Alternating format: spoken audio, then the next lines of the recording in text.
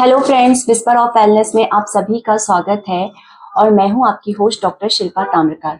दोस्तों, बदलते मौसम के साथ कफ, कोल्ड, एलर्जिक राइनाइटिस, साइनसाइटिस जैसी प्रॉब्लम्स हमें परेशान करने लगती हैं और ये सारी सीजनल प्रॉब्लम एक समय के बाद जो है क्रॉनिक बन जाती हैं। लगातार छींकें आना, नाक बंद होना, सिर भारी रहना और ये समस्याएं देखते ही देखते हमारी डेली लाइफ और रूटीन को प्रभावित करने लगती हैं। तो आज इसी विषय पर गहराई से चर्चा करने के लिए हमारे साथ जुड़ रही हैं एक अनुभवी होम्योपैथिक एक्सपर्ट, जिन्हें 25 सालों का क्लिनिकल एक्सपीरियंस है और जो साथ ही एचएचएफ जैसे रिनाउंड होम्योपैथिक ऑर्गेनाइजेशन की एक्स ज्वाइंट सेक्रेटरी रह चुकी हैं। So let's welcome doctor Rupali Jadhav और हम शुरू करते हैं हमारा आज का सफर डॉक्टर रूपाली के साथ।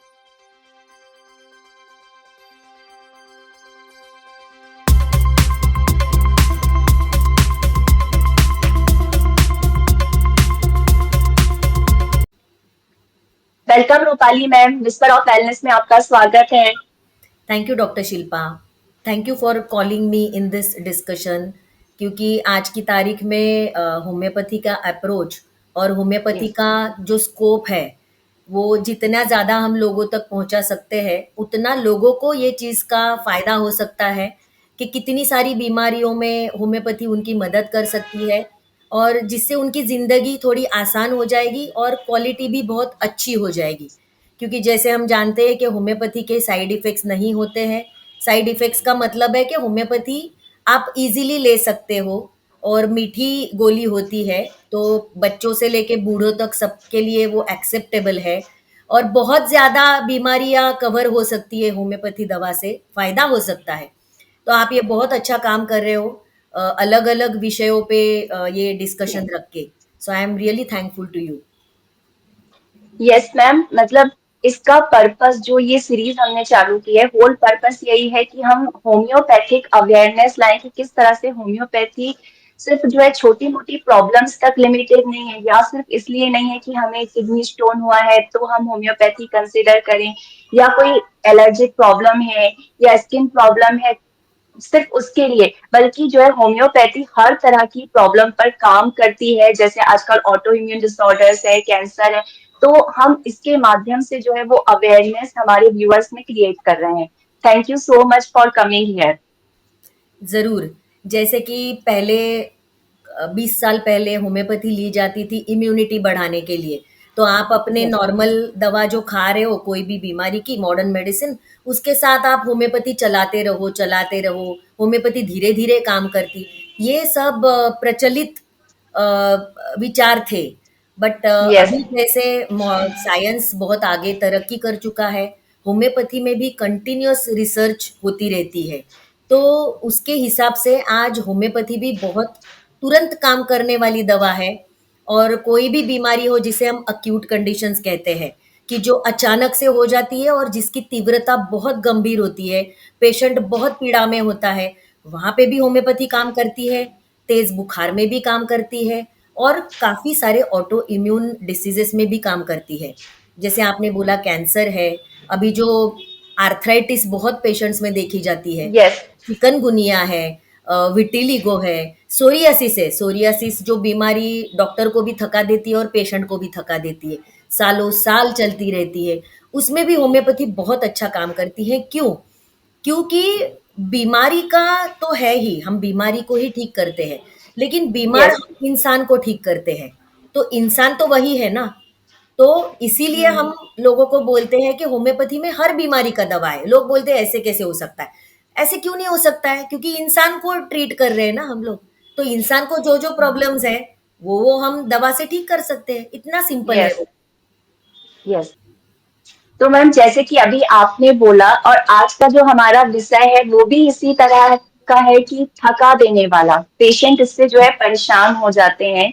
जो हमारी सीजनल प्रॉब्लम्स हैं, जैसे फ्लू है, एलर्जिक राइनाइटिस है, साइनसाइटिस है, तो ये जो सारी प्रॉब्लम्स होती हैं, इनके जो लक्षण होते हैं वो लगभग एक जैसे ही दिखते हैं। और इसका मतलब एक्यूट फेज भी होता है और क्रॉनिक फेज भी होता है। लेकिन प्रॉब्लम ये है कि जो हमारे पेशेंट हैं वो कैसे आइडेंटिफाई करें कि जो उनको प्रॉब्लम है वो फ्लू है, एलर्जिक राइनाइटिस है, साइनसाइटिस है, या और कोई ईएनटी रिलेटेड इशू है। पहले तो हम समझते हैं कि जो कॉमन कोल्ड जो सीजनल हमारा टॉपिक है आज का, लेकिन पहले तो समझते हैं कि बीमारी होती क्या है और हम्म। होम्योपैथी में हम उसको कैसे देखते हैं। तो यस। एक तो सर्दियों का मौसम आ रहा है, तो नाम में ही सर्दी है। तो हम्म। सर्दी है तो सर्दी ही आएगा ना। पहली बात तो ये है। हर मौसम को हमने एक नेचर ने एक अपना अपना रूप दिया है। तो उसके साथ उसको हम सर्दी तो आने वाली है तो वातावरण में चेंज तो आने ही वाला है। जैसे टेम्परेचर ड्रॉप होने वाला है।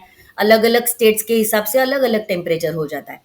अभी ये है कि सर्दियों में ठंड पड़ती ही है, लेकिन थोड़ी सी ठंड लाइक इतने पॉपुलेशन को बीमारी नहीं हो जाती है।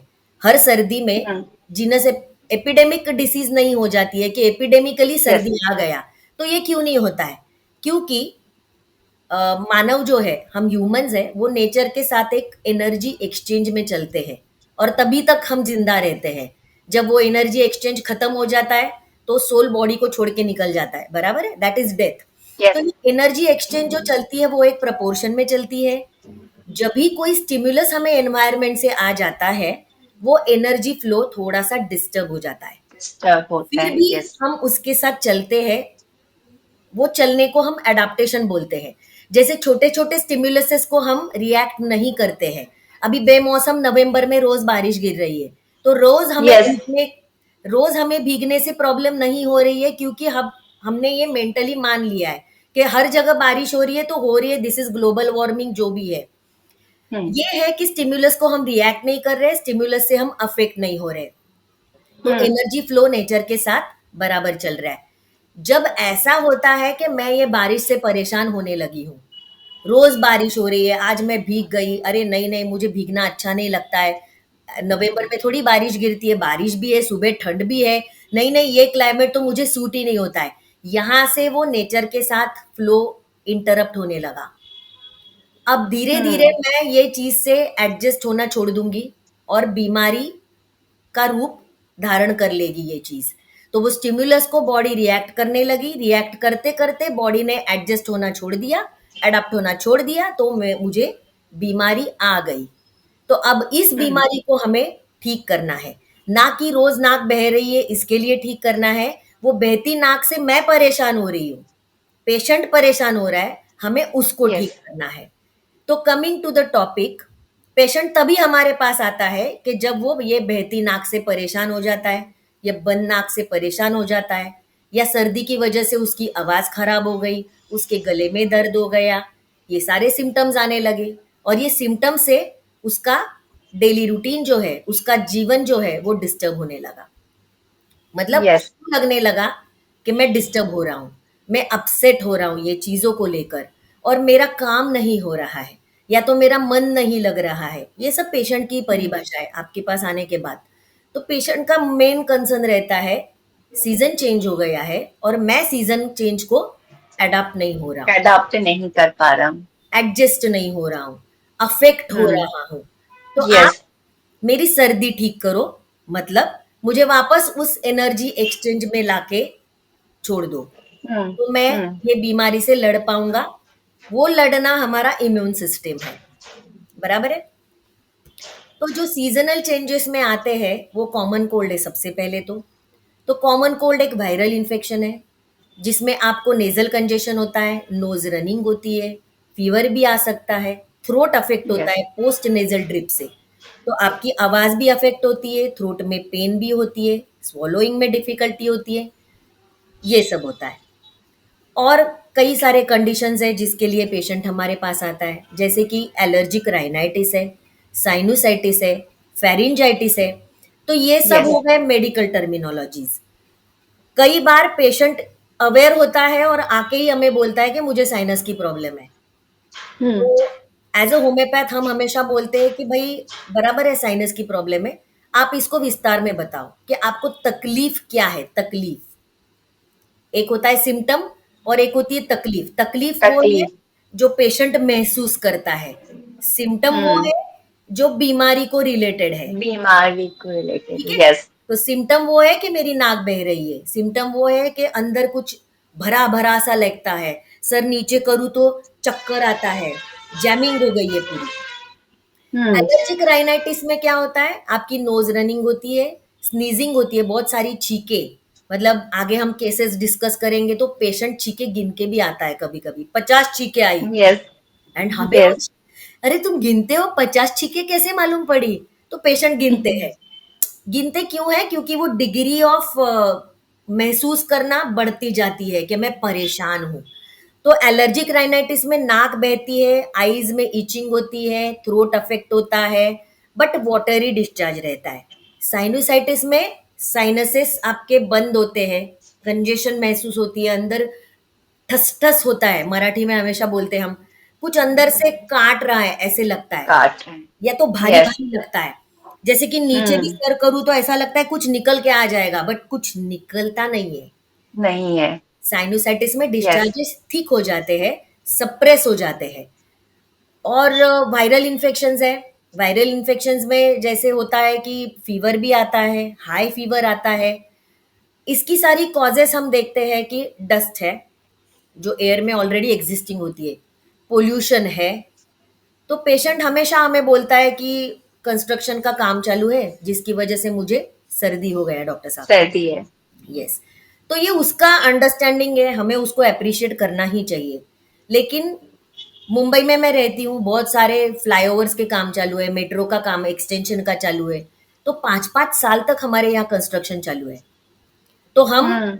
हमारा रोज का वातावरण ही सीमेंट, मिट्टी, धूल, जेसीबी जो खुदाई करते हैं, जेसीबी का जो ड्रिलिंग चलता है उसका तो इतना बड़ा आवाज आता है जैसे कि बॉम्बिंग हो रही है वॉर में।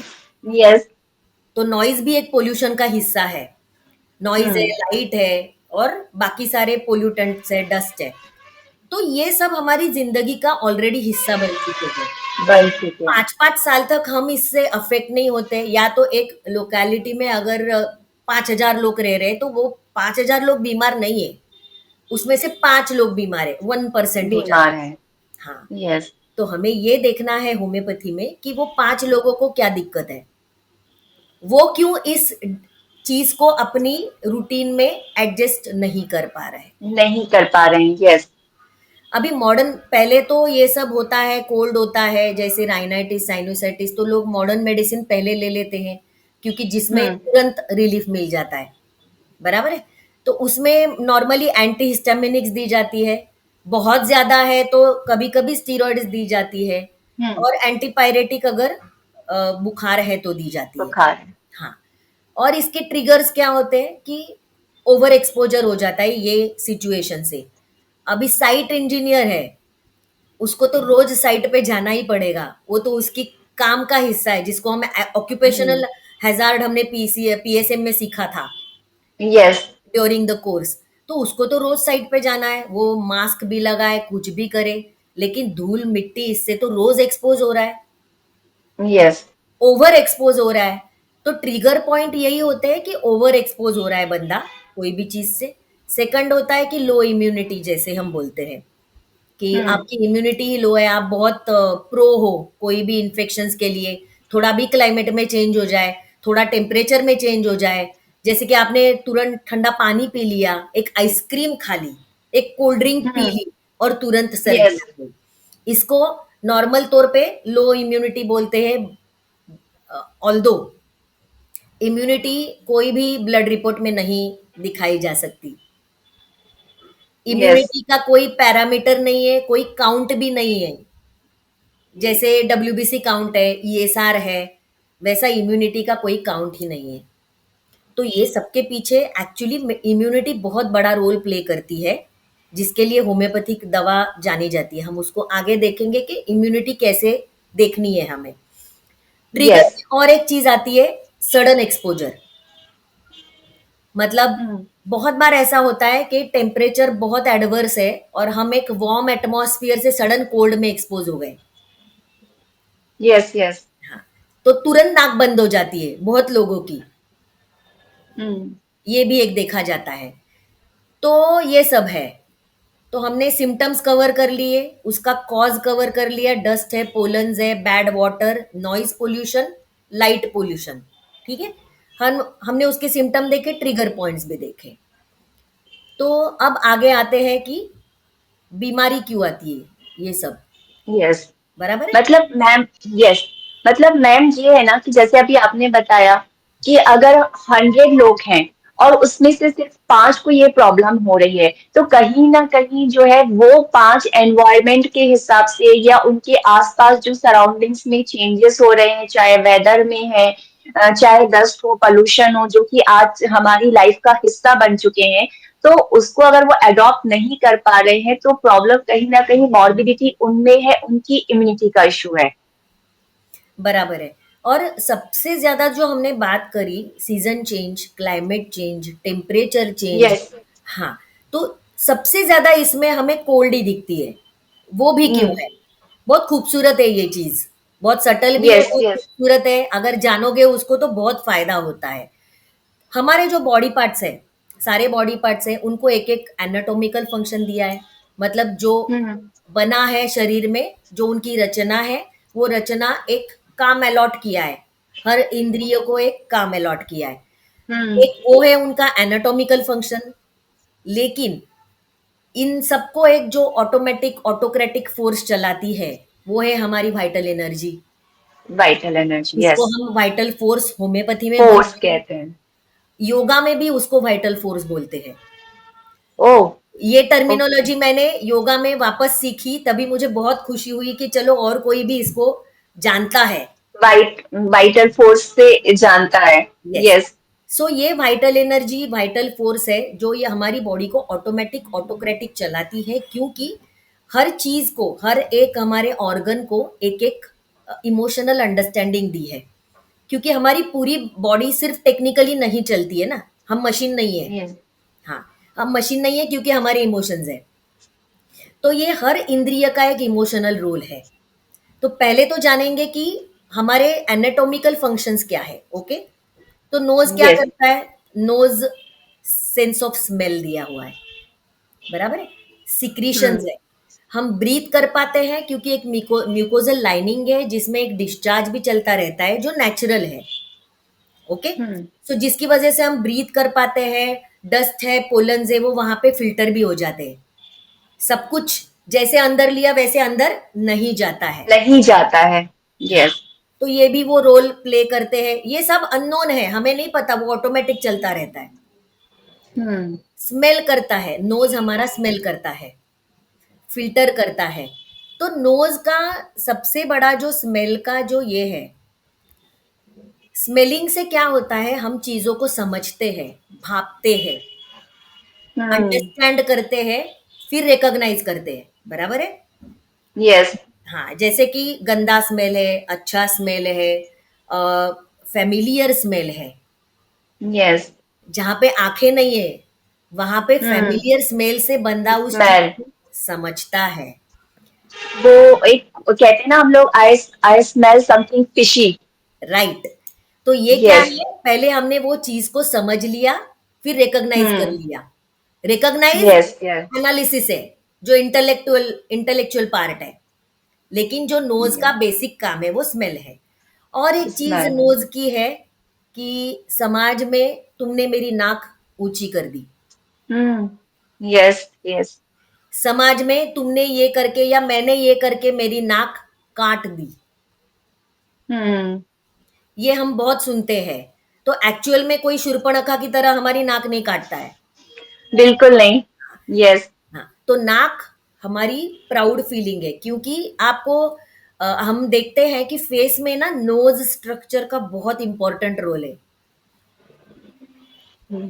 चपटी नाक वाले जो होते हैं उससे पॉइंटेड नोज वाले ज्यादा सुंदर होते हैं। सुंदर लगते हैं। यस।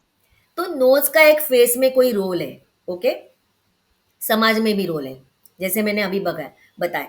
तो नोज क्या रिप्रेजेंट करती है?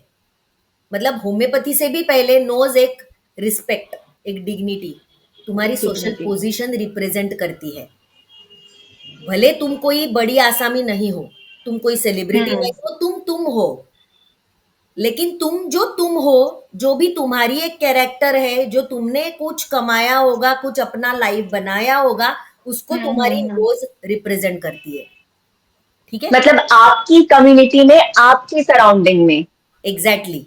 तो ये यस। तुम्हारी नोज है, भले तुम कुछ नहीं हो, बहुत बड़ी कुछ हस्ती नहीं हो, लेकिन जो तुम्हारा है वो तुम्हारी नोज बरकरार रखती है, उसको, वो चीज को लेट डाउन नहीं करती है। ठीक है, तो ये एक नोज का हो गया। तो नोज हमारा सेल्फ स्टीम प्रेजेंट करती है, सोशल पोजीशन है, जैसे डिग्निटी है, ये सब करती है। और नोज स्मेल से, तो जब भी अनफैमिलियर चीजें होती है हमारे एनवायरनमेंट में, उसको नोज स्मेल करता है। जैसे आपने बोला फिशी है, कुछ कुछ ठीक नहीं लग रहा है। बच्चा जो है इन्फंट स्मेल से अपनी मदर को स्मेल करता है, और तभी उसको वो फीडिंग समझ में आती है कि ये मेरी फैमिलियर स्मेल है, अभी मुझे दूध मिलेगा, मेरा न्यूट्रिशन मिलेगा। ओके, सो ये सब चीजों में जब चेंज आता है, when the smell around you changes, वो आपका ट्रिगर है। ठीक है, अनफैमिलियर स्मेल है, जो अनवांटेड स्मेल है, आप उससे एडजस्ट नहीं होते हो। ठीक है, यस और यस। तब जाके आपकी नोज अफेक्ट हो जाती है। मतलब ये कितना इंटरेस्टिंग है, मतलब बहुत ज्यादा, कि कैसे जो है हमारी नोज कनेक्ट हो रही है बाकी चीजों से, हमारे सराउंडिंग से, और फिर ट्रिगर हो रहा है। यस, एनिमल्स जो है वो नोज के थ्रू और स्मेल के थ्रू दो चीजें करते हैं। एक तो डेंजर को समझते हैं, खतरा। समझते हैं। हाँ, दूसरा वो अपने प्रे को भी भांपते हैं। Yes yes. सो जो एनिमल का न्यूट्रिशन है वो भी स्मेल से मिलता है, और बच्चे का न्यूट्रिशन भी स्मेल से ही मिलता है, और बड़ों का भी। हम स्मेल से समझ जाते हैं कि ये डिश कौन सी है, हम्म। और ये मुझे पसंद है कि मुझे नहीं पसंद है। यस। और एक और फैक्ट ये है मैम, जैसे कि हमने देखा है कि जो एनिमल्स के बच्चे होते हैं उनकी जो आईज है वो कुछ दिनों के बाद ओपन होती है। तो शुरुआत में वो अपनी मदर को, कि कहाँ उसको, मतलब उसको फीड के लिए जाना है, वो नोज के थ्रू ही समझता है, स्मेल के थ्रू ही समझता है। Exactly exactly. तो एनिमल्स जो है कि स्मेल के थ्रू ये भी करते हैं। और एक चीज है, एनिमल को स्मेल के थ्रू टेरिटरी समझ में आती है। Yes animals, yes. हाँ, एनिमल्स टेरिटोरियल है, वो अपनी अपनी टेरिटरी क्रिएट करते हैं, उसमें उसमें ही जीते हैं, और दूसरे किसी की एंट्री उसमें अलाउड नहीं है। नहीं है। तो वैसे भी ह्यूमंस का वही है, हम अपना एनवायरमेंट एक बना चुके होते हैं, बराबर है, जो अपना कंफर्ट हम्म। जोन होता है। उस कंफर्ट जोन यस। में जरा भी कुछ डिस्टरबेंस आ जाता है, हिचकिचाहट हो जाती है, कुछ अनवांटेड हो जाता है, या कुछ यस। ऐसा है जो हम डिफेंड नहीं कर पाते हैं, या कुछ ऐसा है जो हम कोप अप नहीं कर पाते हैं, मतलब मेरी टेरिटरी में नहीं संभाल पा रही हूं, हम्म। हाँ, यस। तब जाके बीमारी आ जाती है, क्योंकि मैं अंदर से डिस्टर्ब हो चुकी हूं। ठीक है, यस। हाँ। तो क्या होता है जब भी अनएक्सपेक्टेड, जैसे नोज में है तो नोज ब्लॉक हो जाती है, तो उसका मायना अलग है साइकोडायनेमिकली, मतलब मानसिक स्थिति के हम्म। अनुसार। नोज जब यस। हाँ, नोज जब ब्लॉक हो जाती है तो क्या होता है, हम ब्रीथ नहीं कर पाते हैं, हम स्मेल नहीं कर पाते। तो ब्लॉकिंग इज कंफ्यूजन। ठीक है, कंफ्यूजन क्यों होती है, जैसा मैंने बोला कि अनफेमिलियर कुछ हो जाता है एनवायरनमेंट में, अचानक हो जाता है, जिसके लिए मैं प्रिपेयर्ड नहीं हूं, तो मुझे कंफ्यूजन हो रही है कि जो मुझे पता है वो मैं कर नहीं सकती हूँ, जो हो रहा है उसको मैं ले नहीं पा रही हूँ। हम्म। ठीक है, तो वो रिएक्शन आ जाती है कि मेरे नोज ब्लॉक हो गए। ब्लॉक हो गए हैं। यस, नोज रन कब होती है, जैसा हमने समझा कि एक नेचुरल सिक्रीशन तो होता ही है, हम्म। लेकिन रनिंग नोज मतलब एक्सेसिव सिक्रीशन हो रही है। हम्म। तो कुछ चीजें अंदर ऐसा हो रही है कि वो बहती ही जा रही है, जैसे हमारी इमोशंस बहते हैं। जैसे मेंस्ट्रुअल साइकिल का भी पीरियड का जो ब्लीडिंग है उसका एक कुछ पैरामीटर है।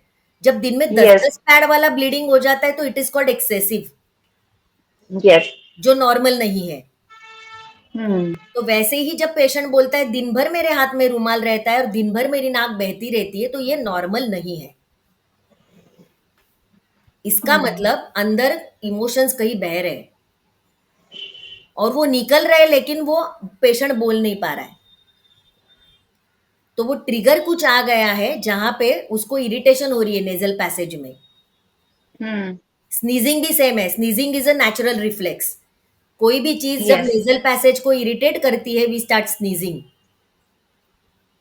तो सेम चीज है ये कि कुछ मेरे नाक में इरिटेट हो रहा है। नाक में इरिटेट हो रहा है मतलब क्या, मेरी टेरिटरी में, मेरे एनवायरमेंट में, मेरे कंफर्टेबल एनवायरमेंट में कुछ इरिटेशन चल रही है। ओके। हाँ। और एक चीज है साइनसेस। साइनसेस का जो एनाटॉमिकल रोल है वो है, नेचुरल रोल जो है वो lighter bones, lighter the bones to adapt to external barometric pressure और एक्सटर्नल एटमॉस्फेयर। ये साइनसेस का रोल है हमारा। रोल है। हाँ।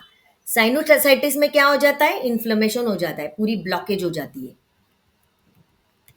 तो ये क्यों है, क्योंकि मैं बोल नहीं पा रहा हूं, पेशेंट बोल नहीं पा रहा है। पेशेंट वो स्टिम्युलस को अंदर से ही इरिटेट हो रहा है, अंदर एंगर है, अंदर बहुत इन्फ्लेमेशन है, लेकिन निकाल नहीं पा रहा है। निकाल नहीं पा रहा है। Patient okay. Can not give it back, तभी साइनसेस ब्लॉक हो जाती है। Normally yes. हम साइनोसाइटिस बचपन से देखते हैं, बराबर है। वो हम्म। एक्सरे में भी पूरा फ्लेम दिख जाता है, क्योंकि बचपन में बच्चे सब चीजों को समझते हैं, सब चीजों को देखते हैं, बट वो रिटेलिएट नहीं कर पाते काफी हद तक, क्योंकि वो बच्चे हैं, they yes. Are dependent. Hmm. They are dependent, emotionally बहुत वल्नरेबल होते हैं, और इसीलिए साइनोसाइटिस मोस्टली हमें बचपन से ही दिखाई देता है। यस। जैसे अस्थमा भी बचपन से देखते हैं हम, बचपन से ही हम देखते हैं। क्योंकि बचपन में वो दे नहीं पाते हैं, they can't give it back. वो कितना करेंगे ना। कभी कभी पेरेंट्स के साथ होता है, जैसे घर में रोज झगड़े चल रहे हैं, जैसे जॉइंट फैमिली है, कंटिन्यूस अनबन होती है। और बच्चों में हम देखते हैं कि स्कूल में है, पीयर प्रेशर है। क्या आप देख रहे हम्म। हो आईसीएससी बोर्ड के स्कूल में आप जा रहे हो, you belong to a very middle class family, और आप वो चीजों को कोप अप नहीं कर पा रहे हो, लेकिन रहना आपको उसी एनवायरनमेंट में है, तो क्या करेगा बच्चा। यस। तो बच्चा अंदर ही अंदर एंगर पालेगा इस सिचुएशन को लेकर। एंगर भी पाल सकता है या हारा हुआ फील कर सकता है, दोनों होता है। ठीक। कि मुझे समझ में ओके। आ रहा है मैं ये कोप अप नहीं कर पा रहा हूं, बट मैं बोल भी नहीं पा रहा हूं, और मुझे यही एनवायरनमेंट में रहना है। तो हम्म। जैसे तो मैम, जैसे अभी आपने बोला, तो राइनाइटिस में एक तरह से इरिटेशन है कंटिन्यूअस, है ना? जो एक्सप्रेशन है वो हो तो रहा है, लेकिन प्रॉपर वे में नहीं हो रहा है। और साइनसाइटिस में एंगर है, कहीं ना कहीं वो जो है सप्रेस है, बोल नहीं पा रहा है जो उसके मन में चल रहा है। तो राइनाइटिस में रिएक्शन है स्टिमुलस को, ओके। Unwanted okay. स्टिमुलस को, और साइनोसाइटिस में सप्रेशन है। ओके। और यही चीज होम्योपैथी में जो हम इंडिविजुअलाइजेशन कहते हैं, तो यही चीज उस पेशेंट को दूसरे पेशेंट से अलग कर देती है। अलग करती है। और हम्म। इसीलिए दोनों कंडीशंस में, जैसे मॉडर्न मेडिसिन में एंटीहिस्टामिनिक्स दिए जाते हैं दोनों कंडीशन में, हम्म। ओके, हम वो नहीं करते हैं, हम्म। क्योंकि एक जगह रिएक्शन आ रहा है और एक जगह सप्रेशन आ रहा है, मतलब। सप्रेशन आ रहा है। यस। तो एक जगह पे रिएक्शन क्यों है, क्योंकि वो स्टिमुलस अनवांटेड है, ये बंदा समझ पा रहा है। हम्म। दूसरी जगह में क्या हो रहा है, ब्लॉक हो रहा है, ब्लॉक हो रहा है। मतलब वो कंफ्यूज्ड है, वो नहीं समझ पा रहा है हम्म। कि ये ओके। कि ये स्थिति क्या है, ये स्थिति क्यों है, ये हम्म। मेरे साथ क्यों हो रहा है। यस। ओके। तो ओके। राइनाइटिस में बेसिकली क्या होता है, राइनाइटिस में एक negative anticipation of the environment होता है। मैं हम्म। चीजों को गलत तरीके से देखती हूँ। ओके। जैसे अ, कोई भी अनवांटेड सिचुएशन है आजू बाजू में, कोई भी स्टिमुलस है, अभी हम जैसे एनवायरमेंटल कंडीशन की बात कर रहे थे, बात। डिगिंग है, ये है, वो है, तो वो ये नहीं समझ पा रहा है कि ये हमारे प्रोग्रेस के लिए हो रहा है, रास्ता बन रहा है। हम्म। रास्ता बन रहा है। हाँ, ना कि किसी ने किसी को परेशान करने के लिए खुदाई चालू की है। हम्म। यस। यस। हाँ। तो ये चीज को वो समझ नहीं पा रहा है, बाकी लोग समझ रहे हैं, इसके लिए वो बीमार नहीं है। हम्म। उसको लग रहा है कि मेरी जिंदगी की परेशानी कम है, जो इन्होंने मेरा रोड ब्लॉक कर दिया, अभी मुझे लंबे से जाना पड़ता है, the time taken to reach home is more, office में भी लेट हो रहा है, आधा घंटा जल्दी निकलना पड़ रहा है, समझते क्यों नहीं है ये लोग? हम्म मतलब यहाँ पर्सन ओवर रिएक्ट कर रहा है, जो चीज आपकी ग्रोथ के लिए हो रही है, पब्लिक की भलाई के लिए हो रही है, तो ओवर रिएक्ट क्यों कर रहा है? क्योंकि वो चीजों को निगेटिवली ले रहा है। निगेटिवली ले रहा है। और साइनोसाइटिस में क्या होता है, आप चीजों को समझ नहीं पाते हो कि ये क्यों हो रहा है कुछ तो जो मुझे अच्छा नहीं लग रहा है, जहां पे मैं कंफर्टेबल नहीं हूं, जो मुझे नहीं हम्म चाहिए। यस जैसे कि मैंने बोला, अगर जॉइंट फैमिली में झगड़े हो रहे हैं तो छोटा बच्चा तो ये सॉल्यूशन नहीं सोचेगा ना कि हमें सेपरेट फैमिली करनी चाहिए। यस यस वो ये सोचेगा कि मेरे दोस्त के घर पे तो झगड़े नहीं होते, वो भी तो 3 लोग रह रहे, मम्मी पापा और मेरा फ्रेंड, तो मेरे घर में तो दादा दादी भी है, तो ये लोग क्यों झगड़ते, वो ये सोचेगा। और बच्चों के मन में ये होता है ना कि मेरे दादा दादी के साथ मेरी मम्मी क्यों अनबन कर रही है, या फिर मेरे दादा दादी मेरे पेरेंट्स के साथ क्यों कर रहे हैं, वो उसी में कंफ्यूजन में रहेगा। क्योंकि एग्जैक्टली। उसके लिए तो दोनों इक्वल हैं, चाहे वो दादा दादी हो चाहे मदर फादर हो। इसीलिए वो कंफ्यूज होता है, क्योंकि सॉल्यूशन उसके पास है ही नहीं। जैसे हम्म कि बड़ों में भी जब नोज ब्लॉक होता है, एक पेशेंट था, अ, अच्छा खासा उसका बिजनेस था, और उसमें एक मिस्टेक हो गई कुछ तो ट्रांजैक्शन में, जहां से उसका पूरा डाउनफॉल हो गया। और डाउनफॉल हो गया और चीजें कंटिन्यूअसली उल्टी ही होने लगी। जो भी वो ठीक हम्म करने की कोशिश कर रहा है, एक के बाद एक उसका एफडीए का इंस्पेक्शन हो गया, ये हो गया, प्रॉब्लम ही आते गए, एंड पूरा वो बैंकरप्ट हो गया। जिसके बाद उसको 2 महीने तक नोज ब्लॉकेज चली एडल्ट में, और इतनी नोज ब्लॉकेज चली कि उसको नेजल स्प्रे हाथ में लेके घूमना पड़ता था कि कभी भी नोज ब्लॉक हो ओके जाएगी और मुझे स्प्रे लगेगा, स्प्रे लगेगा। Because I can't breathe. Okay. So यहाँ पे क्या है, एडल्ट है, इंटेलेक्चुअल है, इंटेलिजेंटली सोच सकता है, सॉल्यूशन देख सकता है, लेकिन वो देख सकता है। वर्कआउट नहीं हो रहा है। तो हम्म जब हमारी सोच हमारे बिहेवियर से मैच नहीं होती है, तभी कंफ्यूजन हो जाता है, अलाइनमेंट नहीं है।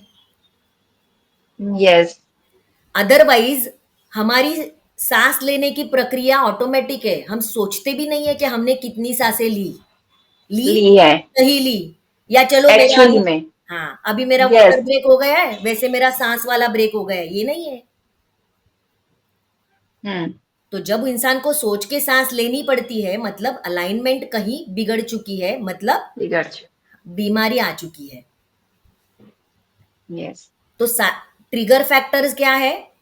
Too much exposure to the unwanted environment. Okay. एक ये ट्रिगर यस फैक्टर है उसका। और जैसे हम उसको एडजस्ट नहीं हो पा रहे, हम, यस हाँ हम उसको ठीक नहीं कर पा रहे। और साइकोडायनेमिकली कांस्टेंट एक्सपोजर है, unpleasant, unknown situations, unwanted situations. Patient can read the situation but can not adopt, जैसे हमने बात करी। और एक चीज है, too much going on in life, जहां पे कोपिंग अप नहीं हो ओके पाता है। आज के बच्चे हैं, मल्टीटास्किंग में पेरेंट्स डाल देते हैं, मेरे बच्चे को गाना भी आता है, कराटे भी आता है, स्विमिंग भी करनी है, सिंगिंग भी करनी सब है, कुछ। रिसेंटली मालूम पड़ा इंस्ट्रूमेंट भी बजाना है, यस सब कुछ कराना है। कुछ कर। तो too much of going on in life, जिसको हम ले नहीं पाते, क्योंकि इन द एंड बॉडी की कुछ एनर्जी लेवल्स है ना, आप उसको ऐसे खर्च करोगे तो वो कहीं ना कहीं रोएगा, क्योंकि वो रिजुविनेशन नहीं हो रहा है, वापस रिचार्ज नहीं मिल रहा है। यस मतलब ये वही बात हो गई ना, मैं कि सचिन तेंदुलकर से कहो कि तुम शेफ बन जाओ, तुम खाना बनाओ। वो भी है, और एक चीज है कि रिचार्ज नहीं मिल रहा है। मैं मेरा एक, यस भले बच्चे को सब अच्छे लग रहे हैं, सब अच्छा लग रहा है, बच्चा हम्म होल हार्टेडली सब कर भी रहा है, क्योंकि अभी उसको समझ नहीं है what to pick up in this, but hmm recharge नहीं हो रहा है का क्या मतलब है कि ये सब करने के बाद भी जो मेरा एक माय टाइम होता है, जिसमें मुझे हम्म खुशी मिलती है, वो मी टाइम नहीं मिल रहा है। वो मी टाइम ही नहीं मिल रहा है, तो मैं अपनी बॉडी को यस रिचार्ज ही नहीं कर रहा हूँ। कैसे करूं। Yes exactly. मतलब वो एक चीज जो उसकी एनर्जी को चार्ज अप करेगी, वो उसको वो 24 आवर में मिल ही नहीं पा रही नहीं है। मिल रही है। जैसे एडल्ट्स में है कि नौकरी भी करनी है, नौकरी बिजनेस जो भी है, तुम्हारा टाइम शेड्यूल है, हम्म आपको उसको भी करना है। आपको फीस भी भरनी है, आपको ईएमआई भी भरनी है, आपको धंधा भी लाना है। If you are a businessman, yes. तुमको धंधा भी लाना है, तुम्हारा स्टाफ को भी संभालना है, उनके हिचेस को भी ओवरकम करना है। तो this is too much going on in life. Yes. जो प्रीवियस एजेस वाली लाइफ थी वो क्यों कंफर्टेबल थी? क्योंकि आदमी काम पे जाएगा, औरत घर संभालेगी। तो औरत को पता था, अननोन कुछ नहीं था। एक रूटीन पता था मुझे क्या काम करने, भले वो 100 काम कर लेती थी, मल्टीटास्किंग करती थी, लेकिन अननोन नहीं था उसमें कुछ। यस। अननोन अननोन जो भी था वो घर के बाहर था। Men use to handle that. Yes. तो मेन को भी पता था उसकी टेरिटरी क्या है, उसको कौन से काम करने। इसके लिए लाइफ बहुत कंफर्टेबल थी। सो एक ये है कि too much going on in life जो कंफ्यूजन क्रिएट कर देता है। मैं यहां भागू, मैं वहां भागू, मैं ये करूं, मैं वो करूं, मैं क्या करूं। और एक चीज है फैमिली, मतलब symptoms appear as per the individuality, वो बात करिए। अब एक राइट साइड और लेफ्ट साइड भी हम लोग होम्योपैथी में देखते हैं। यस, बहुत जरूरी है। देखो ये सिर्फ होम्योपैथ की अंडरस्टैंडिंग नहीं है, इसमें योगा में भी राइट नाड़ी लेफ्ट नाड़ी अलग होती है, नॉस्ट्रिल्स, बराबर है। यस। हाँ, तो हमारी राइट साइड जो है, ओवरऑल बॉडी की राइट साइड है, वो एनवायरमेंट से रिलेट करती है। जैसे लाइफ पार्टनर है, बिजनेस पार्टनर है, मतलब एक्सटर्नल फैक्टर है, ठीक है। और हमारी लेफ्ट साइड जो है वो फर्स्ट फैमिली को रिलेट करती है, ब्लड रिलेशंस को, मदर, ब्लड रिलेशन। हाँ जो भी है। अब right handed person right nostril से इमोशनली थिंक करता है, और left handed person left nostril से इमोशनली इमोशनली थिंक करता है। तो जो एरिया ऑफ अफेक्शन है वो भी हमें समझ में आती है। और एक कंडीशन इसमें होती है डीएनएस, डेविएटेड नेजल सेप्टम। मतलब हम सिंपल लैंग्वेज में बोले तो नाक की हड्डी टेढ़ी हो गई, बढ़ गई, जो पेशेंट बोलते हैं, ये भी बहुत कॉमन है। और बहुत कॉमन है। और मोस्टली पेशेंट इसके साथ जी लेते हैं। ज्यादा से ज्यादा स्नोरिंग चालू होती है, या तो एक नाक बंद रहती है, फिर भी एक नाक से चल जाता है हमारा ब्रीदिंग। काम चल जाता है। हाँ। वही एडाप्टेशन है कि बॉडी ने समझ लिया ये चीज को, और बॉडी उसको चला रही है, बराबर है। जहां पे नहीं यस। चलाती है वहां डीएनएस डायग्नोसिस बन जाती है कि डीएनएस की वजह यस। से मेरी नाक बंद है। ओके, सो डीएनएस में बेसिकली उसका इमोशनल अंडरस्टैंडिंग है लो सेल्फ एस्टीम। ओके। हाँ, आप अपने आप को उतना सक्षम नहीं समझते हो, आप अपने आप को उस ऊंचाई तक नहीं लेके जा सकते। ये फीलिंग है, हाँ? ये फीलिंग है, ये ये, एक्चुअल नहीं है। हाँ, हाँ, ये क्योंकि उस पर्सन की फीलिंग है बस। हम सिर्फ मॉर्बिड थॉट प्रोसेस को ट्रीट करते हैं, हेल्दी वाले नहीं। ओके, सो एक भिखारी अगर ये बोलेगा मेरी सेल्फ एस्टीम लो है, तो उसका नेचुरल है वो, बराबर। नेचुरल है। हाँ, यस। और ये फीलिंग के साथ बंदा जी रहा है कि मेरी एस्टीम लो है, मैं अपने आप को नहीं कर पा रहा हूँ, प्रूव नहीं कर पा रहा हूँ, तो हमें उसको ठीक करनी है, क्योंकि उसकी वजह से उसको नोज ब्लॉकेज है, डीएनएस है। तो ये सब है। और एक चीज है जो स्मेल का हमने बात किया, कि अनवांटेड स्मेल्स है, जो स्मेल्स हमें नहीं चाहिए वो भी एनवायरनमेंट में है, जो स्मेल्स को हम हटा नहीं सकते हैं वो भी है। वो भी है। हाँ, तो अब हमें राइनाइटिस का फर्क और साइनोसाइटिस का हमने डिस्कस कर लिया, सिम्टम्स भी हमने डिस्कस कर लिए, होम्योपैथी में उसको कैसे देखना है वो भी हमने डिस्कस कर लिए। अब जैसे कि यस। है कि सारी कॉमन कोल्ड को मॉडर्न मेडिसिन में हम एक ही दवा देते हैं, ज्यादा हो जाएगा तो कफ का कफ। ओके, टॉन्सिलाइटिस के बारे में रह गया। सो टॉन्सिल्स का एनाटॉमिकल रोल है टू गल्प द थिंग या कैच अप द थिंग। जो गल्पेबल नहीं है उसको थ्रो कर दो, जो यस। गल्पेबल है उसको अंदर ले लो। टॉन्सिल्स हमारे द्वारपाल कहते हैं मोस्टली उसको, द्वारपाल। यस। द्वारपाल। जो भी अनवांटेड है उसको वहीं पर रोक देते हैं। करेक्ट। तो जब भी यस। टॉन्सिलाइटिस हो जाती है तो क्या है, आप कुछ चीज गल्प कर रहे हो जो आपको नहीं करनी है, आप कुछ अंदर ले रहे हो जो आपको नहीं, या तो कोई चीज नहीं आपको नहीं। ठूस दी गई है। हम्म। हाँ, तो इसके लिए टॉन्सिल्स इन्फ्लम होके इतने बड़े हो जाते हैं कि वो कह रहे हैं कि मैं नहीं ले सकता हूँ अंदर, मत दो मुझे। ओके। तभी हम्म। और हम क्या करते हैं, उसको काट के हटा देते हैं, कैसे नहीं लेगा, हटा देते लेना हैं। ही पड़ेगा। ब्यूटीफुल। ब्यूटीफुल। तो ये हमें ध्यान यस। में रखना है। तो इसीलिए होम्योपैथी में मोस्टली हम लोगों को सलाह देते हैं कि टॉन्सिल्स मत निकालो, प्रॉब्लम है वो। हम्म। हाँ, उसको रखो, yes. They are guarding you. Yes. और एक्चुअली में इम्यूनिटी सिस्टम का बहुत इंपॉर्टेंट पार्ट है टॉन्सिल। एग्जैक्टली। और कफ, जैसे कफ भी एक रिफ्लेक्स है, जैसे स्नीज रिफ्लेक्स है। तो कफ में भी क्या हम्म। होता है, जो चीज आपके थ्रोट में अंदर जाने के समय आपको इरिटेट कर रही है, आप उसको खांसी हम्म। के थ्रू बताते हो। यस। कभी कभी खांस के काम हो भी जाता है अगर आप उसको फेंक सकते हो बाहर, हम्म। स्पिट कर सकते हो। जैसे मुंहफट लोग हैं, मुझे ये चीज वो अच्छी नहीं लगी तो मैं मुंह पे बोल देता हूँ, मैं निकल बोल जाता हूँ, देती हूँ, निकल जाते हैं। बात खत्म, उसको खांसी नहीं होगी।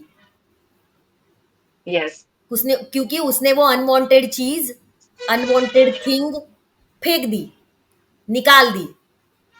हम्म। जो नहीं निकाल पाता है उसको खांसी होती है। खांसी होती है। एग्जैक्टली। खांसी में भी बहुत खूबसूरत चीजें रीड करने जैसी, होम्योपैथी में। हम पूछते हैं खांसी कब होती है, हम्म। तो नाइट वाली खांसी जो है ना, जो नींद में आती है, हम्म। वो नींद में वाली खांसी क्यों है, क्योंकि आपको घर वालों को ही कुछ मैसेज कन्वे करना है हम्म। कि घर वाला, मेरा फैमिली एनवायरनमेंट में कुछ चीजें हो रही है जो मुझे एक्सेप्टेबल नहीं है, जो मुझे इरिटेट कर रही है। ठीक है। हम्म। तभी आपकी खांसी ऐसी होती है कि घर वाले उड़ जाते हैं मिडनाइट। यस। यस। तो रात की खांसी अटेंशन पाने वाली खांसी है, हम्म। कि मुझे अटेंड करो। स्कूल में आने वाली खांसी क्या है, स्कूल से प्रॉब्लम है, क्योंकि आजकल, प्रॉब्लम है। आजकल एक छींक आई तो आपको घर भेज देते हैं, हम्म। Contagious yes. डिजीज समझ के। तो हम्म। स्कूल वाली खांसी स्कूल के हिसाब से है। अभी गवर्नमेंट सेक्टर छोड़ के हर कॉरपोरेट ऑफिस एसी है, सेंट्रलाइज्ड। तो हम देखते हैं कि काफी सारे लोग वहां पे हुडी पहन के बैठते हैं। यस। जैसे हम लोग भी सेमिनार्स में बैठते हैं हुडी पहन के, शॉल ओढ़ के। तो ये क्या हो हम्म। गया, मैंने वो एनवायरनमेंट को अपने आप से एडजस्ट कर लिया, बिकॉज मैंने ये रीड कर लिया कि ये मेरा नेचुरल एनवायरनमेंट है। नेचुरल एनवायरनमेंट है। यस। सो इससे मुझे, इसमें मुझे काम करना है और प्लेजेंटली करना है, तो मैं अपना तरीका ढूंढ लूंगी। हम्म। लेकिन ऐसे पेशेंट्स हमारे हमारे पास आते हैं कि जब से इसने जॉब चालू किया, उसको ना एसी सूट नहीं करती है। हम्म। उनके ऑफिस में यस। ना एसी बहुत रहती है। हम्म। ऐसा कोई क्यों करेगा, सेंट्रलाइज जैसी है ना, तेरे सर पे तो कोई ब्लोअर नहीं लगा रहा है। हम्म। तो मतलब 100 के स्टाफ में एक बंदा एडजस्ट नहीं कर पा रहा है। यस। तो कहीं ना यस। कहीं यस। उसको पूछना चाहिए कि भाई तेरी दिक्कत क्या है, दिक्कत किसके क्या लिए। है। हाँ। एक्चुअली में। बहुत बार ऐसा होता है कि ऐसा नहीं है कि उसको बॉस से अनबन है, कुछ है, उसकी एक अंदर की एंजाइटी होती है कि मेरा फर्स्ट जॉब है, मैं इसको कोप अप कर पाऊंगा, मैं अपने आप को प्रूव कर पाऊंगा, अप्राइजल तक पहुंच पाऊंगा, क्या होगा।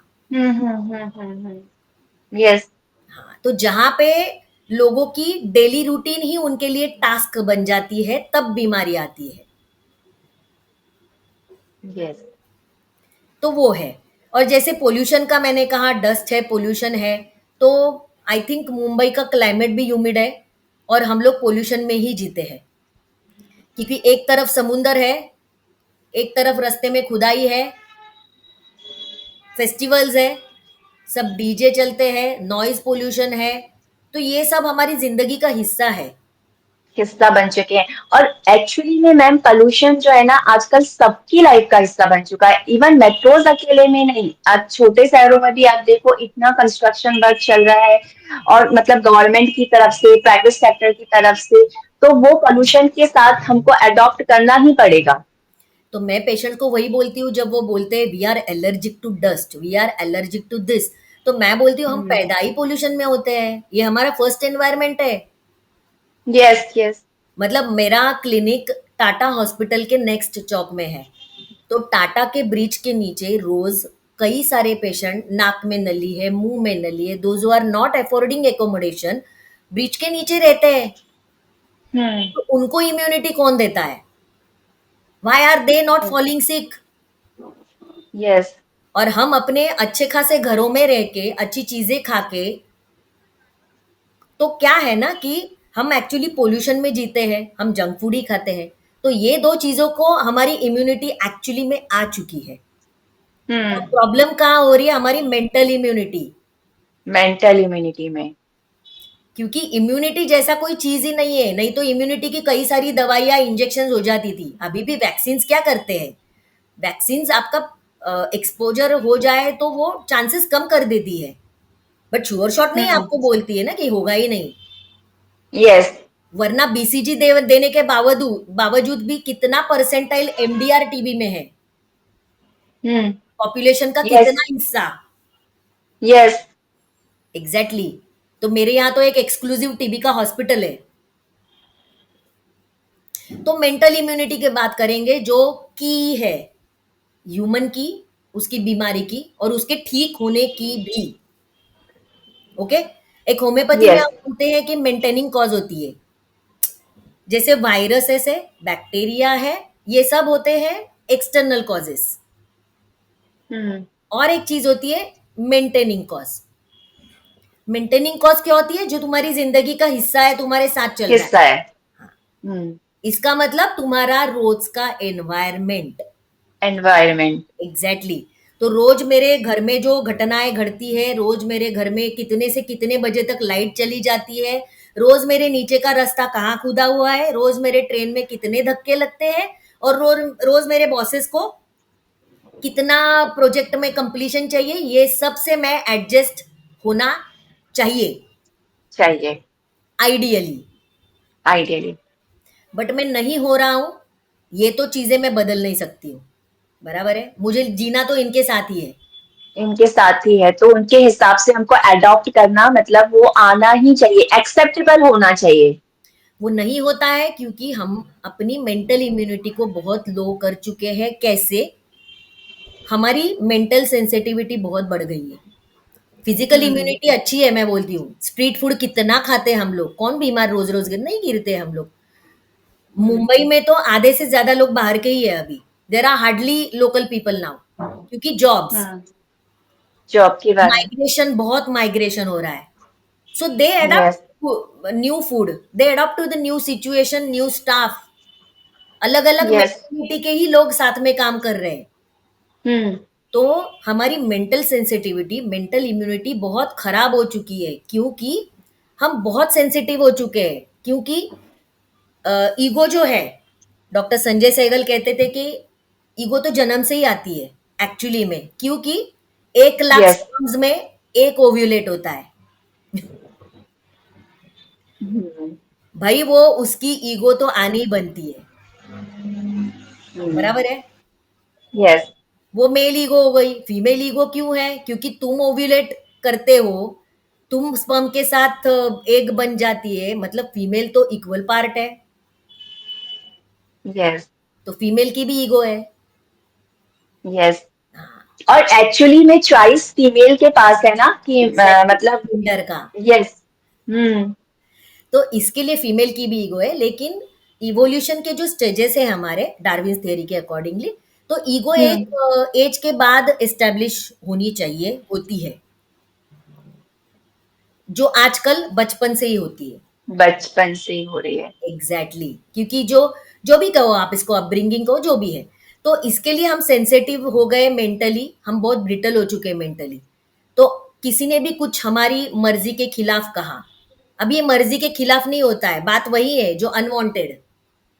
तो अब मैं बच्चे से लेके बूढ़े तक अनवांटेड चीज सुनना नहीं चाहती हूँ, अनवांटेड चीज देखना नहीं चाहती हूँ, अनवांटेड चीज करना नहीं चाहती हूँ, अनवांटेड चीज खाना नहीं चाहती हूँ, पीना नहीं चाहती हूँ। ये हो गया है। इसमें एक और चीज मैं जैसे ऐड करूंगी मैम, जैसे अभी आपने बोला ना बच्चे से लेकर बूढ़े तक, लेकिन पहले क्या होता था कि जो बच्चे होते थे जैसे उनको पेरेंट्स जब एक एज तक के जो कह दिया मम्मी पापा ने घर के बड़ों ने वो मान लेते थे, लेकिन आजकल छोटे से बच्चे की भी कितनी स्ट्रॉन्ग चॉइसेस होती हैं। मतलब हाँ, जो उसको नहीं पसंद है नहीं करना है, ये हम अपने घर में भी देख सकते हैं कि आजकल के बच्चे जो उनको करना है वो वही करेंगे, जो ड्रेस उनको पहनना है जो उनको पसंद है वो वही लेंगे। वही लेंगे, और आपने अगर अपनी चलाने की कोशिश करी तो बीमार गिर जाते हैं तुरंत। हम्म। अभी जैसे फीवर है, फीवर भी एक एलर्जिक राइनाइटिस, ये सब में फीवर तक भी बातें जाती है।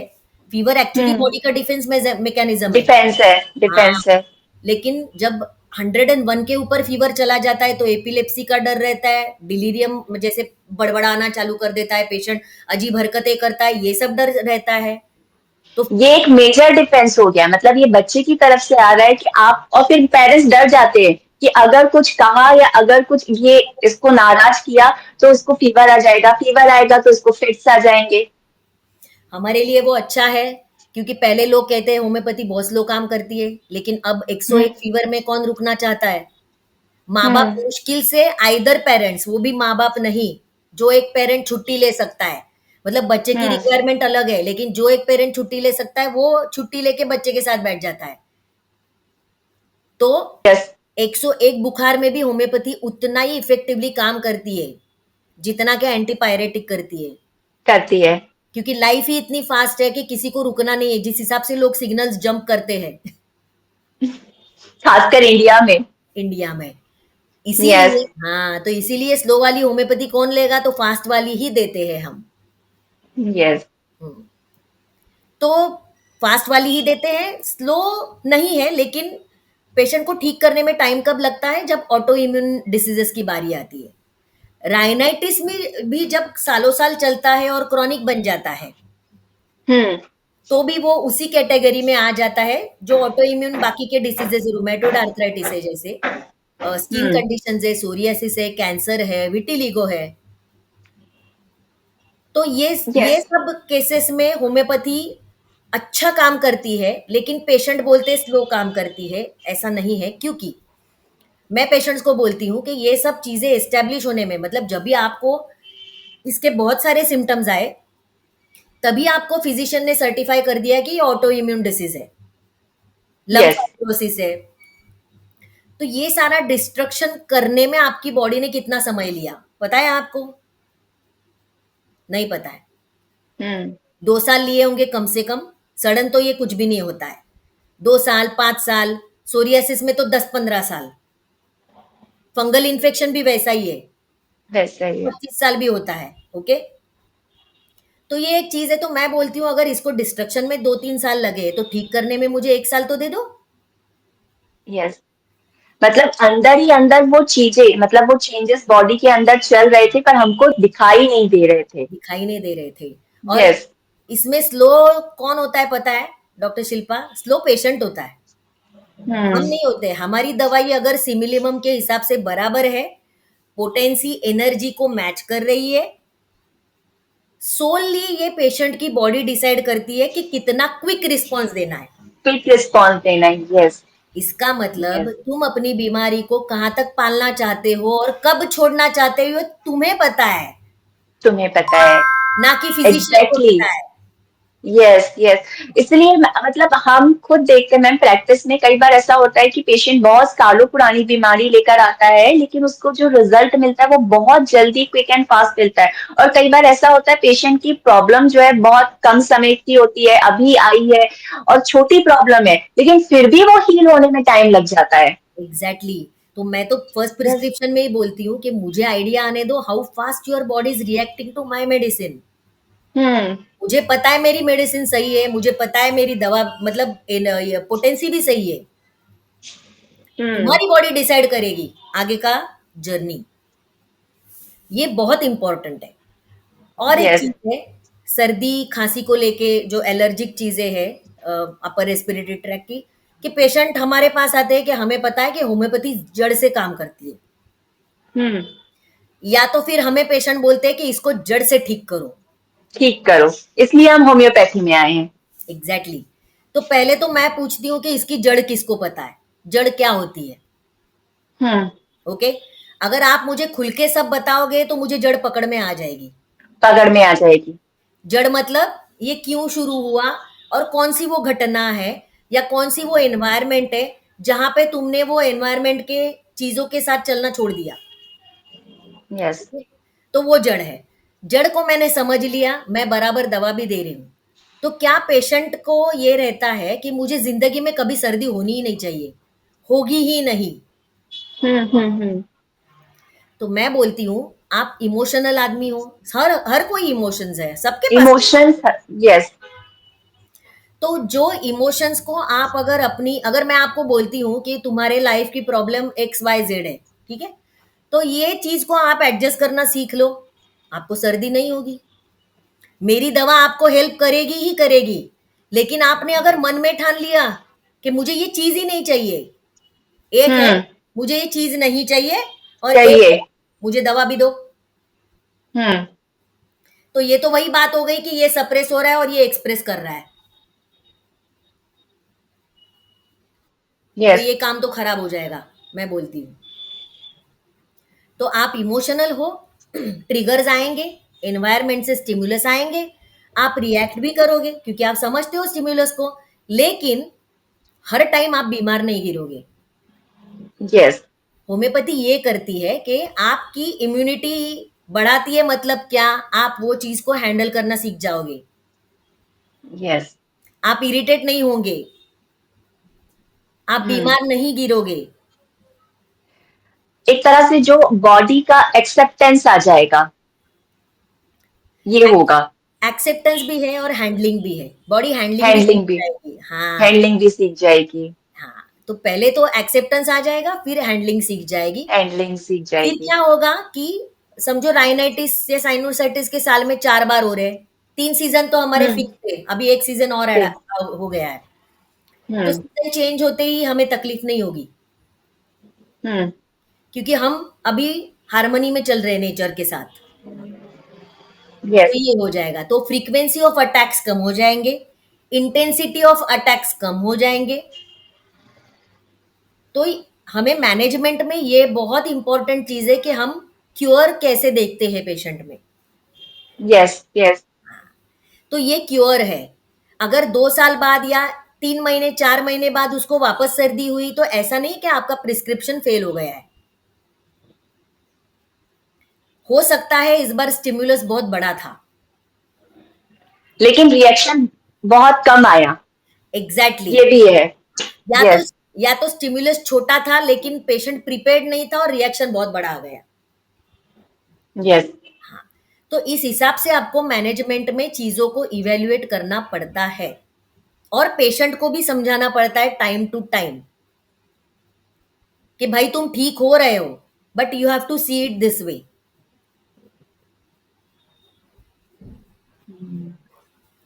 मैम, बहुत ब्यूटीफुली आपने, मतलब एक्चुअली में मैं साइकोडायनामिक इतना पढ़ती हूँ, रीड करती हूँ, लेकिन जो आज डीपर अंडरस्टैंडिंग आपने दी है ना, मैंने कभी साइकोडायनामिक्स को इतना डीपली नहीं समझा। Human beautiful.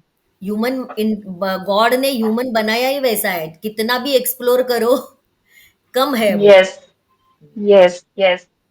क्योंकि मन की अवस्था बहुत वल्नरेबल होती ही है, और एक्चुअली हम्म। वैसी ही होनी चाहिए ना, नहीं तो सब कॉपी पेस्ट हो जाएंगे, हम सब एक एक सरीके हो जाएंगे, क्या मजा है फिर ऐसे एक जिंदगी। एक तरीके, और फिर वो एआई जैसा नहीं लगेगा।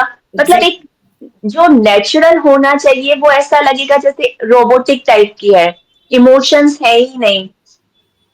इसीलिए मैं तो बोलती हूँ कि सर्दी भी होना चाहिए, कभी किसी को सर्दी हुआ ही नहीं मतलब भाई ऐसा कैसा, तू इरिटेट ही नहीं होता है, ये भी गलत है ना। एक्चुअली में, और ये जो छोटी छोटी प्रॉब्लम है जैसे सर्दी है, जुकाम है, वायरल है, या ये एलर्जिक राइनाइटिस है, तो ये छोटी प्रॉब्लम ज्यादा अच्छे डिफेंसेस है आपके बजाय जो लोग कहते हैं ना कि हमको कभी सर्दी जुकाम नहीं होता है, हमको तो कभी बुखार नहीं आता है। मतलब आपको कभी कुछ बड़ा हो सकता है। बड़ा हो सकता है और आपको बुखार नहीं आता है, ये सबसे गलत बात है, क्योंकि गलत बात है। तुम्हारी बॉडी की इम्यून सिस्टम है, तुम फाइट कर रहे हो चीजों से। यस। हाँ, तुम फाइट ही नहीं कर रहे हो तो क्या फ़ायदा फिर डिफेंस बनाया क्यों है? वो डब्ल्यूबीसी बढ़ के दिखने चाहिए तभी बनाया है? नहीं ना, हम्म। क्योंकि वो यस। तो मॉर्बिड है, फिर तो वो डिसीज़ में गया ना बंदा। हम्म। यस। यस। मैम अब हम जैसे आपने अभी इतने अच्छे से साइकोडायनेमिक्स समझाए, साथ में जो है हमने उसकी एनाटॉमी भी समझी, फिजियोलॉजी भी समझी, और किस तरह से जो है पर्सन जो इंडिविजुअल है वो अफेक्ट हो रहा है वो भी समझा। लेकिन अब आप कुछ केसेस के थ्रू ये समझा सकते हैं जिससे हम और आसानी से इससे कनेक्ट हो सकें। तो सबसे कॉमनेस्ट जो हमारा से रहता है, जैसे हमने बात करी कि पॉल्यूशन, क्या घर पोल्यूशन। में पॉल्यूशन हो गया है, खुदाई चल रही है, ये चल रहा है, वो चल रहा है, वाटर कॉन्टेमिनेटेड है, दिस दैट, आरओ यूज करते हैं हम लोग उसके लिए, जबकि वो हम्म। आरओ कैसा खराब है वो भी लोग दिखाते हैं यूट्यूब पे। तो हम्म। मतलब सेफ्टी सिक्योरिटी कहीं पे भी नहीं है हमें, बराबर है। यस। यस। इसका मतलब क्या है कि हम अच्छे वातावरण में जी ही नहीं रहे। तो सबसे हम्म। पहला पेशेंट का जो से आता है कि जो मैंने बोला कि बिल्डिंग का कंस्ट्रक्शन चालू है जिससे मुझे परेशानी है, ऑफिस का एसी सूट नहीं होता, ये हमने डिस्कस किया। इसका सबसे कॉमनेस्ट रूब्रिक जो होम्योपैथी में आता है वो है delusion injured, being injured. Being injured. Okay, so delusion क्या होता है? डिल्यूजन एक स्टेट बन जाती है, एक मानसिक अवस्था बन जाती है जिसमें आप चीजों को मान लेते हो, मान के चलते हो, हम्म। वो होता है डिल्यूजन। डिलीरियम क्या होता है? ट्रेन पटरी से डीरेल हो गई। डिरेल हो गई। हाँ, तो डीरेल डीरेल लंबे समय तक नहीं होता है ना, जल्दी जल्दी उसको हम्म। रेक्टिफाई करते हैं। तो हम्म। डिलीरियम करंट अवस्था है, डिल्यूजन क्रॉनिक अवस्था है। क्रॉनिक अवस्था एक है। बिलीफ बन चुका है पेशेंट का, बिलीफ। ठीक है, तो delusion injured, being injured, being का क्या मतलब है? सिंपल इंग्लिश है, अभी हो रहा है, यस। कंटिन्यूटी में हो रहा है, रोज हो रहा है मेरे साथ ये। रोज हो रहा है। और इंजर्ड क्या होता है? इंजुरी होती है, जैसे कि मुझे कुछ नुकसान पहुंच रहा है, मुझे कुछ ईजा हो रही है, वुंड हो रही है, हार्म हो रहा है, मेरे साथ लगातार गलत हो रहा है। ओके, सो ये होता है delusion injured, being injured. Injured. ठीक है, यस। इसमें बहुत सारी रेमेडीज है, हर रेमेडी का इंजुरी अलग अलग है, अलग अलग है। तो यस। वो एक अलग पूरा टॉपिक है। एक हम्म। केस इससे रिलेटेड है। एक बंदा अभी तो वॉचमैन की जॉब कर रहा है, मिल से रिटायर हो चुका है। मुंबई में काफी सारे मिल्स थे और है भी अभी भी। तो उसको ब्रीदिंग प्रॉब्लम हो गई और क्रॉनिक ये हो गया, अस्थमेटिक नहीं है लेकिन on and off breathing problem होती है और नाक बंद हो जाती है। अभी ही हैड बीन टू पल्मोनोलॉजिस्ट, जिसने वो पीएफटी करते हैं जिसमें मेजरमेंट होती है ऑक्सीजन हम्म। लेवल्स की, वो आ जाती है उसमें, हेल्दी क्या है। तो उसमें उसकी लगातार ऑक्सीजन लेवल लो आ रही है, काम आ रही है। कम आ रही है। तो उसने मुझे बताया कि मुझे ये प्रॉब्लम है और मेरी ऑक्सीजन लेवल लो है। तो मैंने बोला ये किसने बताया आपको, कैसे मालूम पड़ा? क्योंकि एक हम्म। वॉचमैन पल्मोनोलॉजिस्ट तक गया, ये भी एक बहुत समझने बड़ी समझने वाली बात है। यस। वाली बात है कि पहले तो होता है फैमिली फिजिशियन, उसके बाद होता है कोई स्पेशलिस्ट एमडी फिजिशियन, उसके बाद आता है हाँ। Super specialist. यस। हाँ, तो उसने कहा कि मैडम वो मेरे पास रिपोर्ट है उसकी, मैंने वो डॉक्टर के पास कराई थी। तो मैंने बोला ठीक है, फिर आप इसको लेकर क्या सोचते हो, जो हमारा एक कॉमन क्वेश्चन है कि हाउ आपकी लाइफ कैसे इससे डिस्टर्ब हो गई। तो वो बोला हम्म। नहीं, वो क्या है ना कि मैं पहले कॉटन मिल में था और जिसकी वजह से मुझे ये प्रॉब्लम हुई है। तो मैंने कहा ये किसने बताया? तो वो डॉक्टर ने ही बताया। हम्म। कॉटन इंडस्ट्री मतलब फैब्रिक नहीं, रुई। रुई। रुई जो पहले हाथ माक पे चढ़ती है, फिर उसको खींच खींच के उसका धागा धागा बनता है एंड देन धागा आता है। वहां पे वो था। तो ये देखा जाए तो इसको ऑक्यूपेशनल हजार्ड कह सकते हैं हम। लेकिन हम्म। ये क्या हो गया, एनवायरमेंट से इंजुरी आया। ओके, सो ये डिल्यूजन इंजोर्ड बाय सराउंडिंग है। ठीक है, तो इसके लिए उसने यस। वो जॉब छोड़ दी, कॉटन इंडस्ट्री की जॉब छोड़ दी उसने। छोड़ दी। अब वॉचमैन है, तो वॉचमैन में क्या हो गया? एसी कमरे में तो नहीं बैठता है वो। तो यस। अब तो रास्ते पे है, ओवर एक्सपोज़र हो गया। हम्म। समझ में आया? तो यस। एक हाँ, तो ऑक्यूपेशनल हज़ार्ड ये दोनों। बट दोनों जगह क्या हो रहा है? एक सिचुएशन के वो ओवर एक्सपोज़ हो रहा है, जिससे वो एडजस्ट नहीं हम्म। कर पा रहा है। हम्म। तो डिल्यूजन इंज्योर्ड बीइंग इंज्योर्ड में सब रूब्रिक है, इंज्योर्ड बाय सराउंडिंग। सराउंडिंग्स। हाँ, जिसमें 3 ही रेमेडीज़ है, नाजा है, हायोसाइमस है और लैकेसिस है। लैकेसिस है। तो ये बंदे को मैंने बोला कि आपकी ऑक्सीजन कम है, तो आपको प्रॉब्लम होती होगी, डर लगता होगा, क्या करते हो? उसमें क्या डरने जैसा है, बहुत साल से है ये।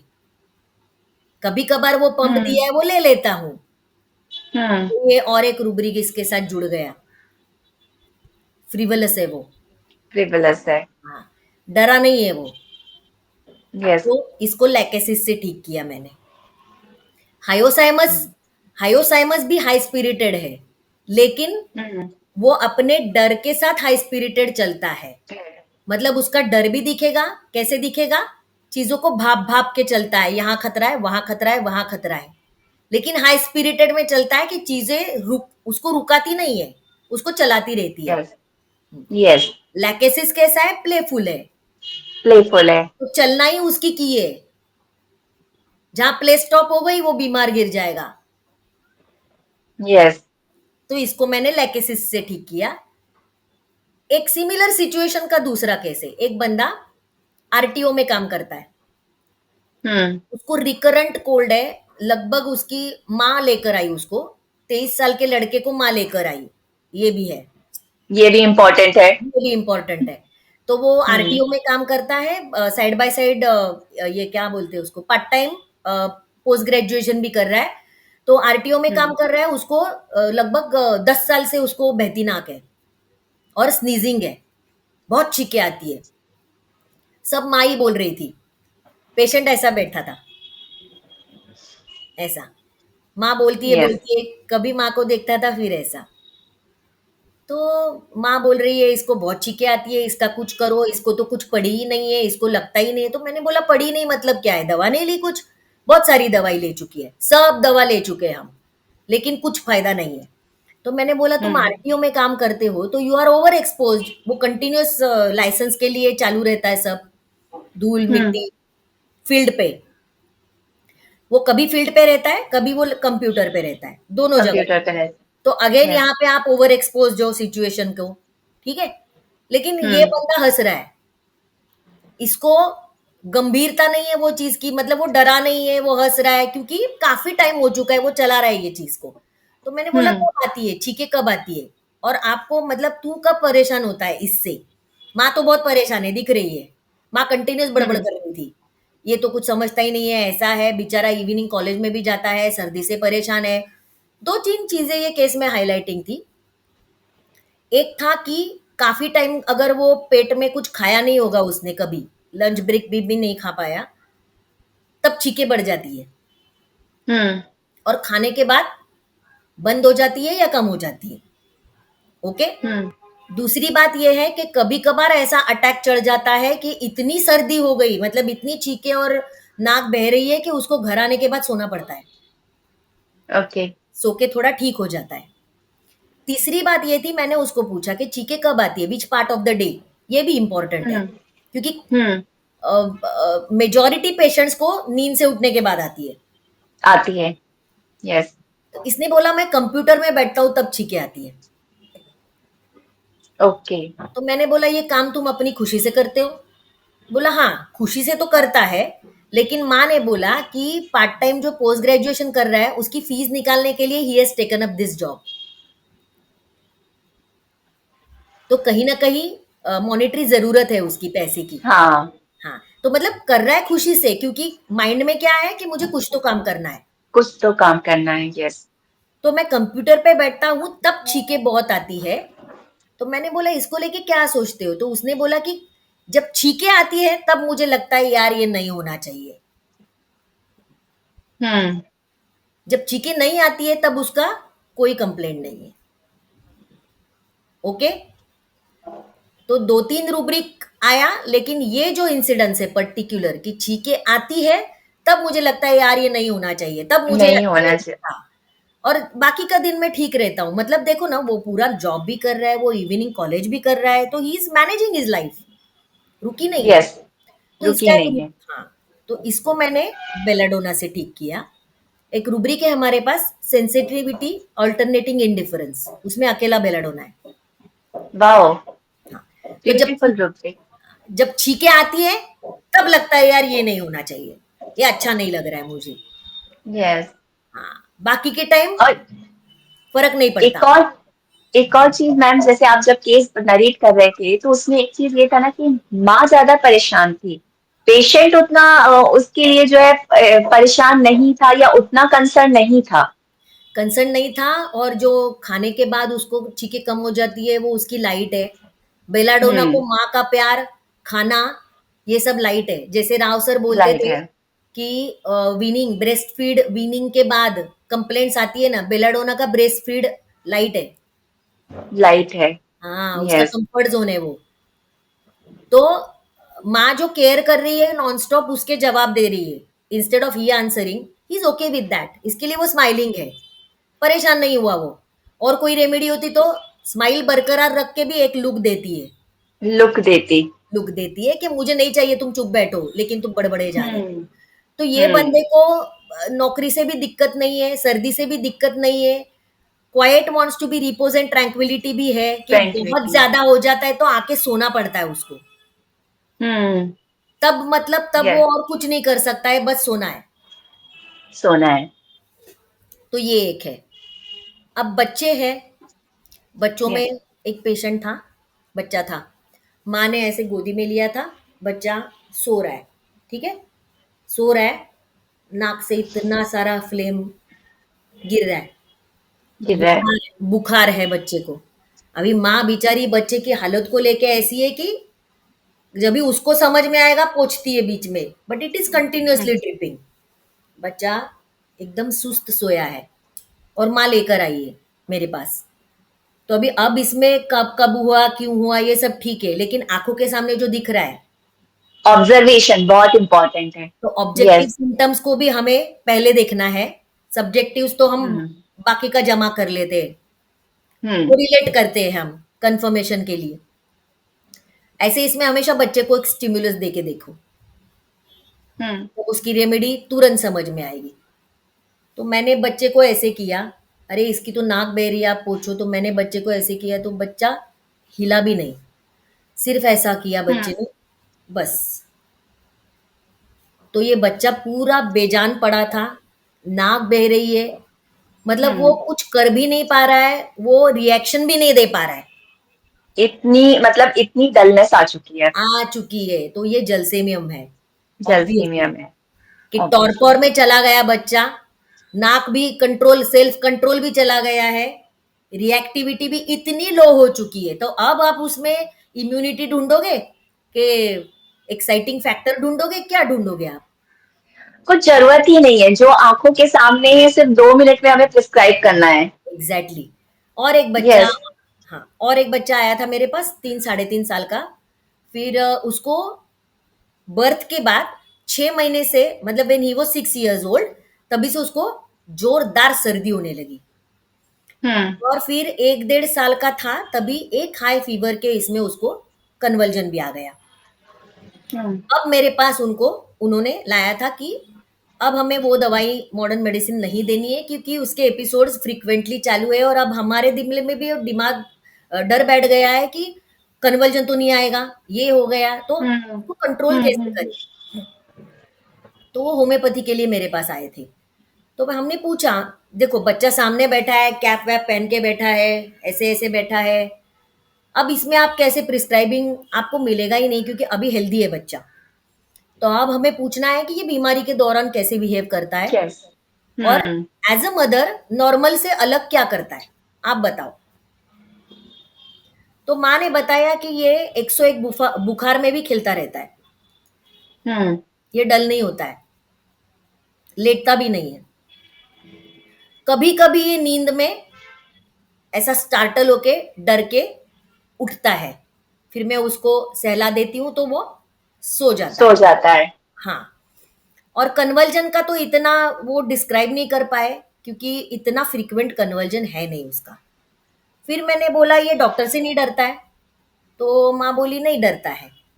तो खेलता किससे? जो हमारे कॉमन क्वेश्चन है, अपनों से बड़ों में खेलता है, छोटों में खेलता है, मार के आता है, मार खा के आता है।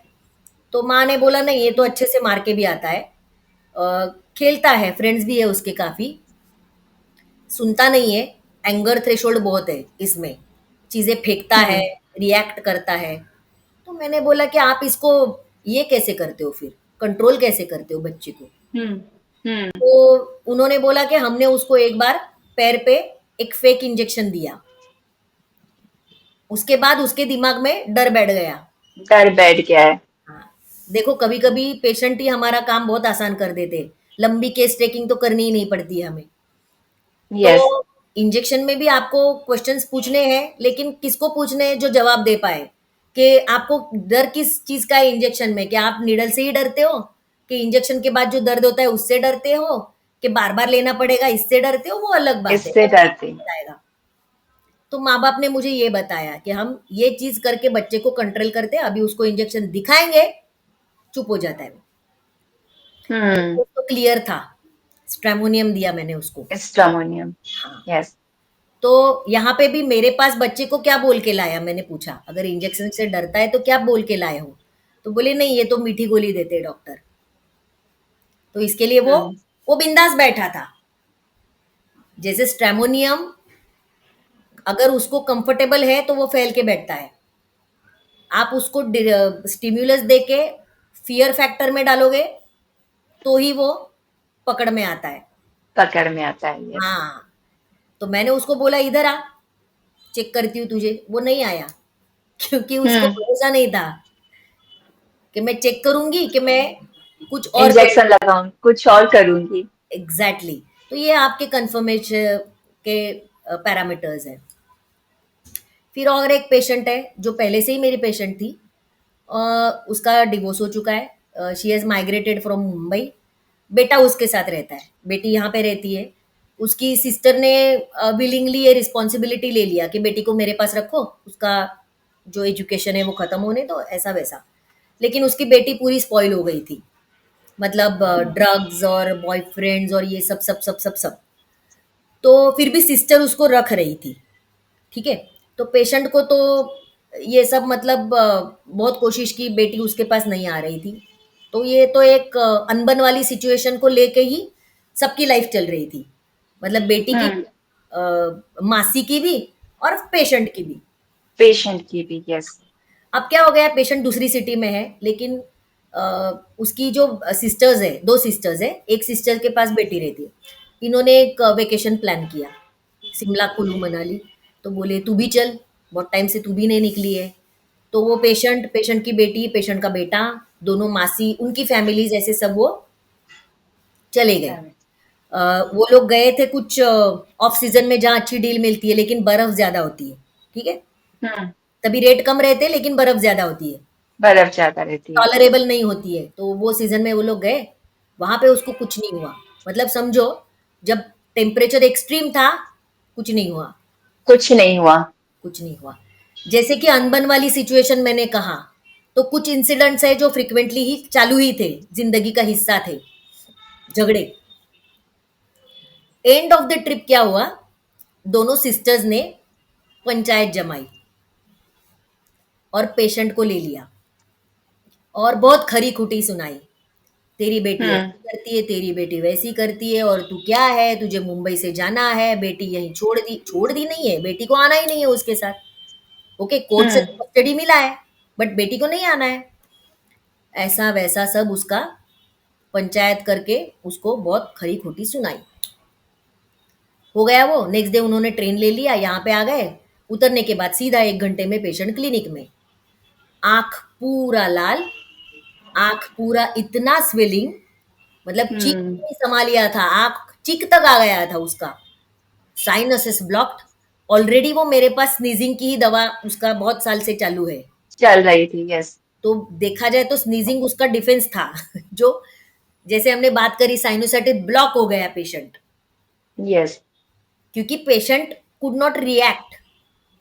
सिस्टर्स को वो जवाब नहीं दे पाई क्योंकि नहीं सिस्टर्स दे जो पाए। कंप्लेंट कर रहे थे वो फैक्ट है। यस। पेशेंट ना वो फैक्ट को सुधार पा रही है, ना वो फैक्ट को डिनाय कर पा रही है, ना वो फैक्ट को खत्म कर पा रही है। यस। तो पेशेंट को अफेक्ट होना ही था। ना बहनें अफेक्ट हुई, ना बेटी अफेक्ट हुई। बेटी अफेक्ट हुई। यस। एग्जैक्टली। तो ये घमासान सब देखा मैंने, क्या हो गया? क्योंकि नॉर्मली ही उसकी बहनों के साथ अगर वो नेटिव प्लेस में भी जाती है तो चीखें बढ़ जाती है, ये मुझे पता था। But she used to manage it.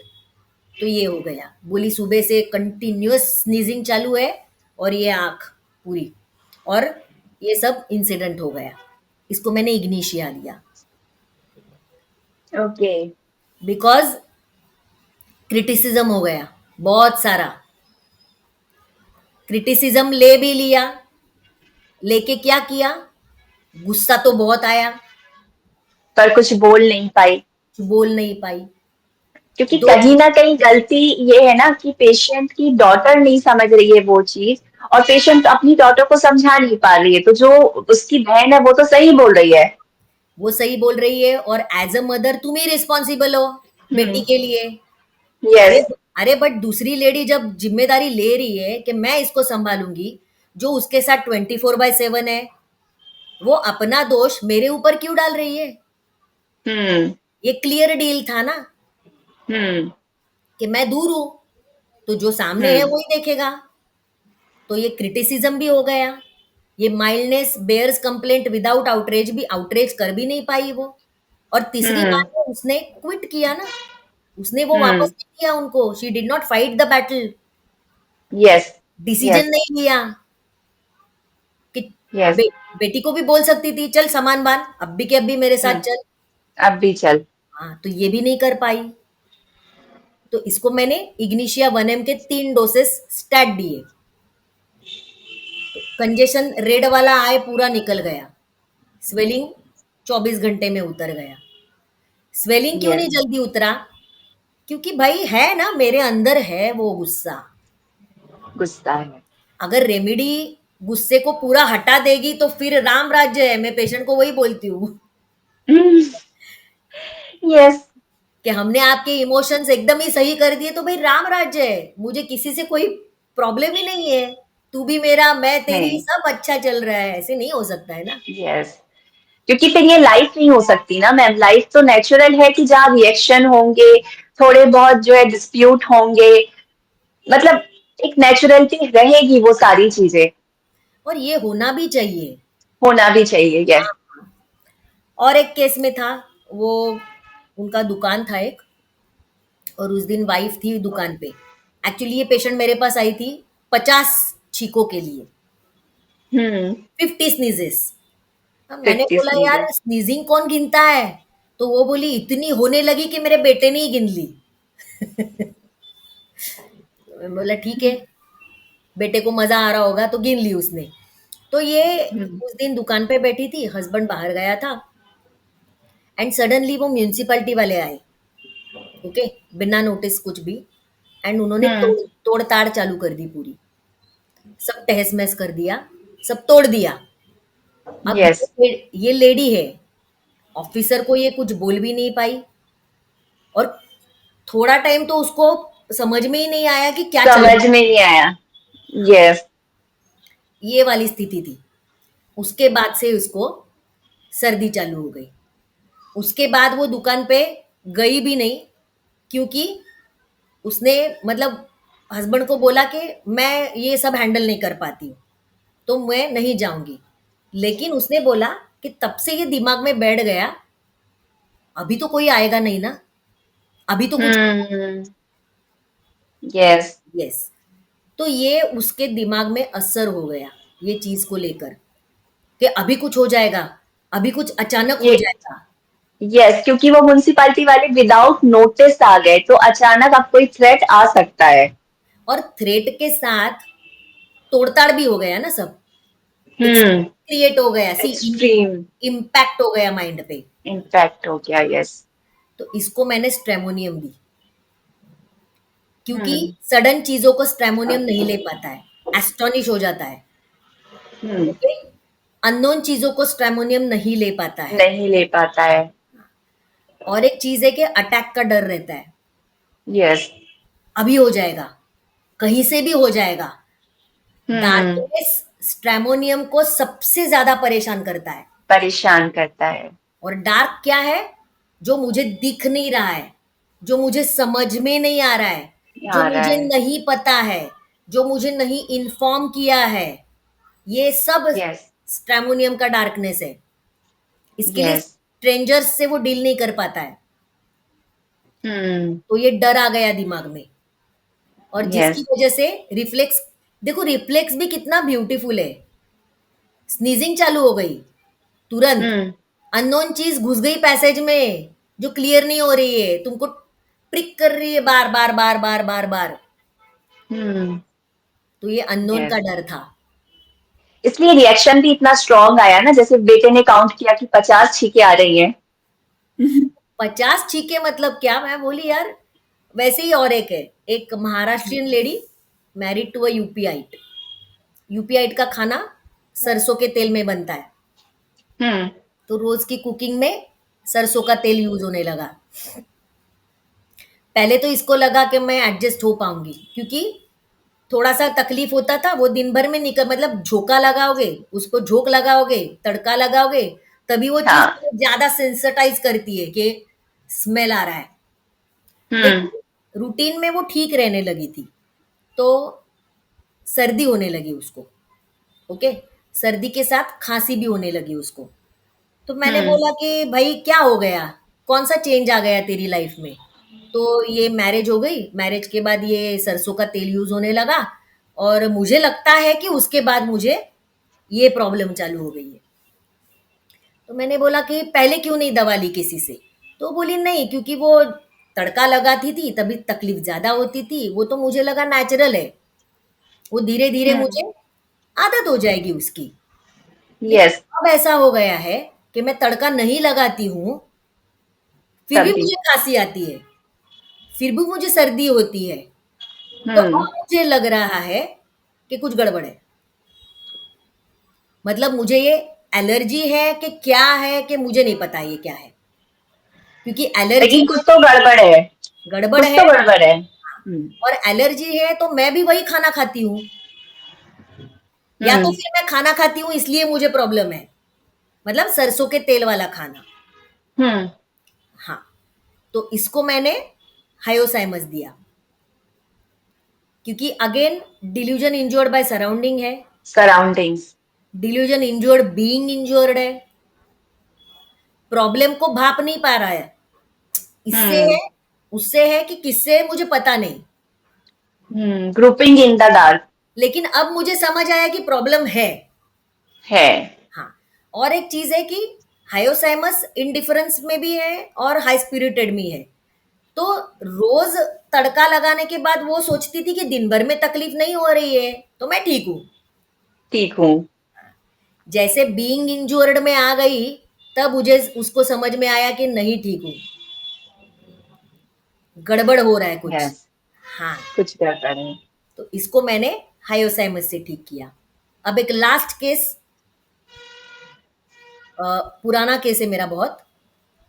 ये पेशेंट के फादर आईसीयू में थे, उनको मैंने ठीक किया था। He had lymph node of liver.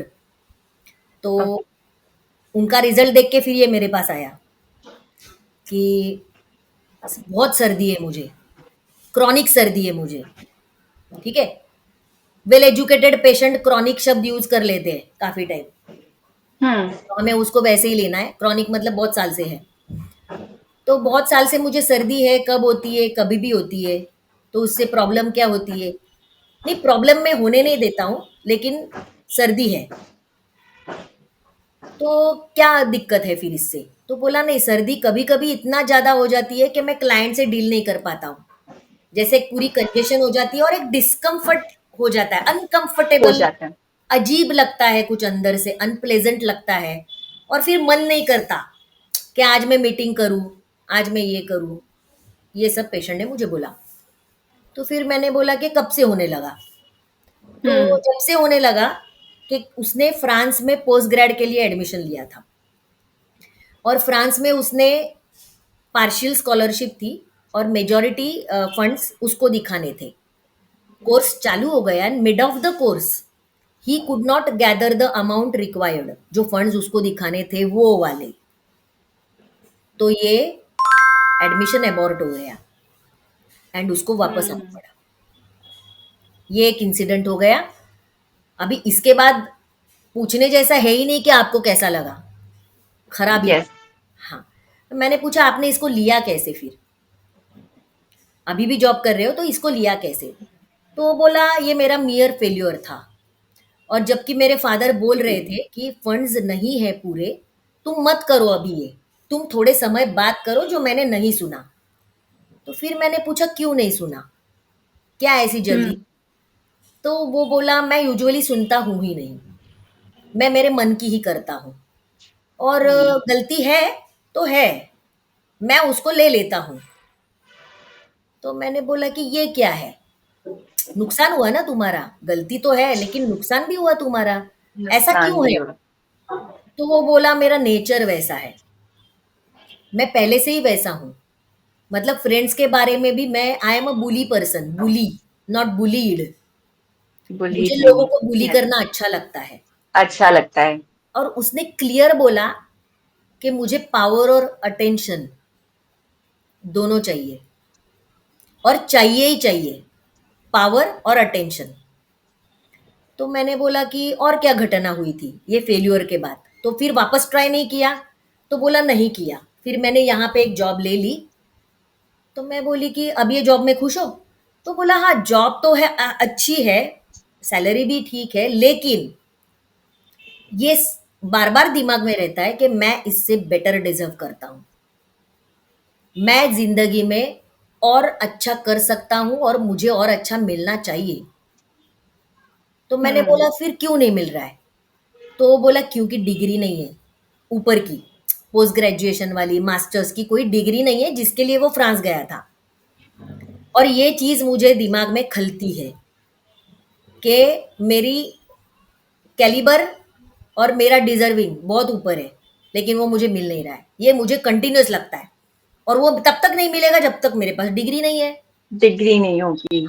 और अब मैं ऐसी सिचुएशन में हूं कि अब मैं कोई और पोस्ट ग्रेजुएशन कोर्स में शेड ऑफ नहीं कर सकता हूँ टाइम, क्योंकि अब मेरी एज भी वैसी है कि मुझे अभी जॉब करनी ही है। यस। तो उसका कैरेक्टर तो क्लियर हो गया हमें कि ये जिंदगी से क्या चाहता है और ये कैसे पाता है, दोनों चीजें। नहीं पाता है तो क्या होता है। और एक चीज उसने जो हमें कॉम्प्लीमेंट करती है केस टेकिंग में, कि मैंने बोला लव रिलेशनशिप्स कैसे है? तो बोला कि 3 साल तक एक रिलेशन में था, फ्रांस जाने के पहले मैंने ब्रेकअप कर लिया। मैंने बोला क्यों? नहीं मुझे ऐसा लगा कि आई डिजर्व बेटर पार्टनर। मैंने यस। बोला कि ये क्या परिभाषा है, कैसे समझ आया कि मुझे इससे बेटर मिल सकती है, मिलना चाहिए? तो वो बोला कि वो नहीं पता, बट मेरे मन में आया कि मुझे इससे बेटर पार्टनर चाहिए, तो मैंने ब्रेकअप मैंने किया, कुछ प्रॉब्लम नहीं था यस। रिलेशन में। तो मैंने बोला कि ये कैसे? तो वो बोला वैसे भी मैं जल्दी कोई भी चीज से बोर हो जाता हूँ, बोर हो जाता हूँ। और वो चीज के लिए उसने आज तक वो लड़की को सॉरी नहीं बोला। सेकंड रिलेशनशिप में अभी भी है, उसको उसके बारे में नहीं बोला, क्योंकि वो बोला क्या जरूरत है, उसको क्या लेना देना ये चीज से। तो ये उसका कैरेक्टर है। तो यहाँ से हमें क्लियर हो गया कि उसकी प्रॉब्लम क्या है, खुद को लेकर ही है। जो इरिटेशन हम हाँ, बोलते हैं, सर्दी के लिए जो प्रॉब्लम है, वो खुद को लेकर ही है। खुद को लेकर ही है। कि जो जिंदगी ऑफर कर रही है उससे वो खुश नहीं है, खुश नहीं है। जो उसे चाहिए उसे वो पा नहीं सकता है, और पा भी लिया तो ये बंदा तो खुश होने वाला है ही नहीं, क्योंकि यस। इसको लगता है मुझे और अच्छा और अच्छा मिलना चाहिए। मिलना चाहिए, मिलेगा नहीं, मिलना चाहिए। चाहिए। तो सब गड़बड़ किसमें? उसमें है। तो इसको मैंने इग्निस अल्कोहलिस दी। हाँ। ओके। एक तो है कि dictatorial love power for, love power. इसके साथ आप डाल दोगे लाइट डिजायर, जो एक चीज है हमें हमारे मेंटर्स ने सिखाई है कि जब एक ही चीज से कोई फटाफट बोर हो जाता है, ये लाइट डिजायर हम्म है कि हम्म अब मैं ये चीज से बहुत खेल चुका, अब नहीं चाहिए, चलो दूसरी अब नहीं चाहिए। चाहिए। ये खाना मैं रोज खा चुका हूँ, अब नहीं चाहिए, अब चेंज चाहिए। चेंज मतलब कुछ अलग चाहिए। अलग चाहिए। तो ये लाइट डिजायर डालोगे, दो रूब्रिक में भी इग्निस आती है। और एक चीज है deed, great deeds he could do, hmm जिसमें दो ही रेमेडीज है, helleborus and ignis. Ignis. Yes. यहाँ पे इग्निस का सेल्फ इवेल्युएशन है कि मैं बहुत बड़े बड़े काम कर सकता हूँ, कर सकता हूँ। क्योंकि मेरे में वो इग्निस अल्कोहलिस है ना, वो ज्वाला है ना, उसमें उसमें वो ज्वाला है। पोटेंशियल है, उसमें वो बर्निंग कैपेसिटी है। लेकिन मैंने पूरी इग्निस अल्कोहलिस खोल के ली थी कि उसको जलाने के लिए कुछ चाहिए। हम्म ये पेशेंट ने इतना क्लासिकल मुझे वीडियो में है कि मैं कोई भी चीज से ना जल्दी जल्दी हिटअप हो जाता हूँ, और अगर वो मेरे मन के हिसाब नहीं हुई तो मैं उतना ही स्पीडीली डल हो जाता हूँ। डल हो जाता हूँ। मतलब एक्साइट भी जल्दी हो जाता हूँ और फिर डल भी जल्दी हो जाता हूँ। ये क्यों है? क्योंकि तुम्हारी जो लाइट है, तुम्हारी जो लाइट है, प्रकाश की जो तुम्हारी कैपेसिटी है, ये किसी पे निर्भर है। ट्यूबलाइट को बहुत हम्म ये है कि मैं महान हूं, मैं उजाला कर देती हूँ, लेकिन बटन ऑन करने वाला दूसरा है ना, वो क्या करोगे? हम्म यस यस। ये इग्निस की प्रूविंग में बहुत खूबसूरती से लिखा है कि उसको तीली चाहिए ना माचिस की, तभी तुम ज्वाला माचिस। बनोगे। ये है, तो तुम सेल्फ लाइटिंग नहीं हो, तुम में कैपेबिलिटी है, लेकिन वो अपॉर्चुनिटी भी चाहिए ना, तब तुम उजाला करोगे। उजाला करोगे। हाँ, हेलिबोरस का क्या है? हेलिबोरस इज वेरी इंटेलेक्चुअल, तो करता भी है वो परफॉर्म उस हिसाब से, मतलब वो वहां तक पहुंचता भी है, लेकिन उसका कोऑर्डिनेशन का प्रॉब्लम है। यस।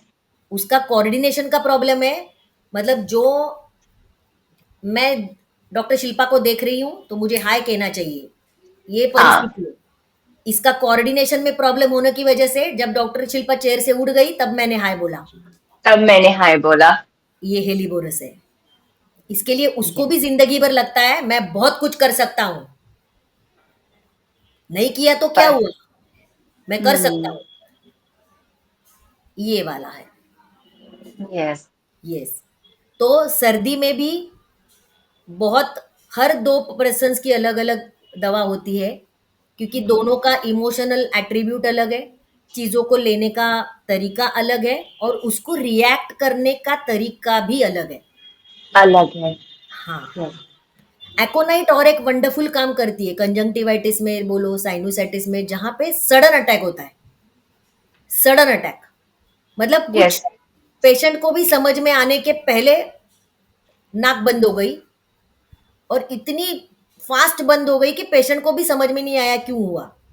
क्यों हुआ। तो जो हम मटेरिया मेडिका में सीखते अक्यूट अक्यूट एपिसोड जो रहते हैं sudden fast, sudden.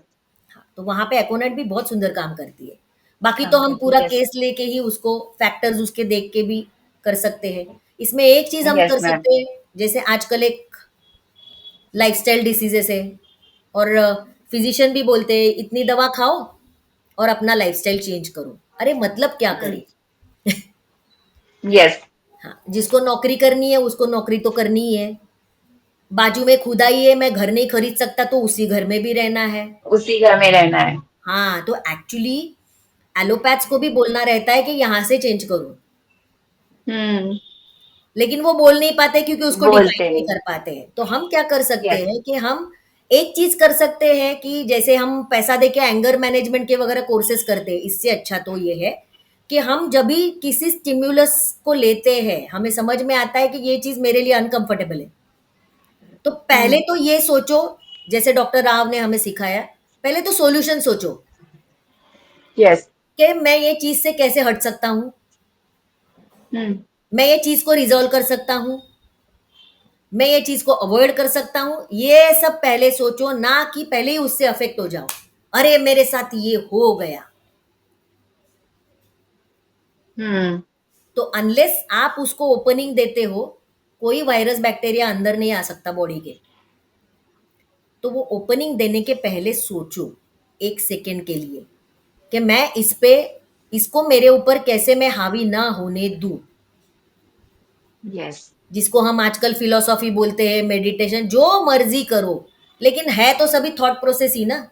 Thought process. बस आप पहले तो ये करो, फिर प्राणायाम करो, बहुत हेल्प करता है वो। दोनों नाड़ी पे हमने देखा राइट नॉस्ट्रिल कौन है, लेफ्ट नॉस्ट्रिल कौन है, लेफ्ट नॉस्ट्रल कौन है? तो आप प्राणायाम करके कहीं हद तक दोनों नॉस्ट्रिल को एक बैलेंस में ला सकते हो। यस। ओमकार, ओमकार जो उसका उच्चारण के कोर्सेस रहते हैं या तो यूट्यूब भी सिखा देता है। ओमकार का रोज उच्चारण करने से थ्रोट बहुत क्लियर हो जाता है, वोकल कॉर्ड्स को सपोर्ट मिलता है, फेरिंग्स को भी सपोर्ट मिलता है। तो ये सब चीजें आप डेफिनेटली कर सकते हो। और सबसे बढ़िया है, जिंदगी भर लेनी पड़े लेकिन होम्योपैथी लो, क्योंकि यस। आपको नहीं पता है कि आप अपनी फिजिकल बीमारी के लिए आए हो, लेकिन सामने वाला डॉक्टर आपको मेंटली भी ठीक कर रहा है। मेंटली ठीक करने से मतलब मेंटली आपको स्ट्रांग बना रहा है कि आप वो आपके आसपास जो भी चेंजेस हो रहे हैं जो कि नेचुरल है उनको आपकी बॉडी आपका माइंड एक्सेप्ट कर सके। पेशेंट फॉलोअप में ब्यूटीफुली बोलता है, अरे वो तो रोज का ही है झगड़ा, मुझे अब रोज इससे का ही फर्क है। नहीं पड़ता। तो ये उसको नहीं पता है, ये डॉक्टर को पता है फर्क क्यों नहीं पड़ता, बिकॉज वो हित यस। निकल गया, जिंदगी आसान हो यस। गई, जीना तो हमें इधर ही है। यस। यस, तो ये हमारा अंडरस्टैंडिंग है। सर्दियों के मौसम है, एंजॉय करो बगैर सर्दी के। तो फ्रेंड्स देखा आपने किस तरह से मैम ने ब्यूटीफुली एक्सप्लेन किया कि जो भी हमें प्रॉब्लम्स हो रही हैं चाहे वो फ्लू हो, एलर्जिक राइनाइटिस हो, साइनसाइटिस हो, फेरेंजाइटिस हो, टॉन्सिलाइटिस हो, ये सब कहीं ना कहीं जो है हमारी मेंटल इम्यूनिटी जो वीक हो रही है और जो हम सराउंडिंग्स के लिए रिएक्ट कर रहे हैं उसकी वजह से हो रही है। और मैम ने आज के एपिसोड में सारी चीजों को इतने गहराई से इतने सिंपल लैंग्वेज में हमारे जो डेली लाइफ एग्जांपल्स के थ्रू समझाया है उससे आप भी कनेक्ट कर सकते हो कि कैसे होम्योपैथी कितने डीप लेवल पर जाकर काम करती है। होम्योपैथी सिर्फ आपकी फिजिकल प्रॉब्लम्स को ठीक नहीं करती है बल्कि वो आपके माइंड को और बॉडी को प्रिपेयर करती है कि आपकी माइंड और बॉडी जो भी आपके आसपास सराउंडिंग्स में चेंजेस हो रहे हैं मतलब जो भी आपकी प्रॉब्लम है आप उसके साथ खुद डील कर सकते हो। मतलब आपका वाइटल फोर्स वो सारी चीजों से खुद डील कर सकता है। Thank you so much ma'am, आपने आज बहुत अच्छे से मतलब एक एक प्रॉब्लम को इतने अच्छे से आपने एक्सप्लेन किया और आज के एपिसोड में पर्सनली मैंने बहुत कुछ सीखा है। तो thank you so much. Thank you doctor Shilpa.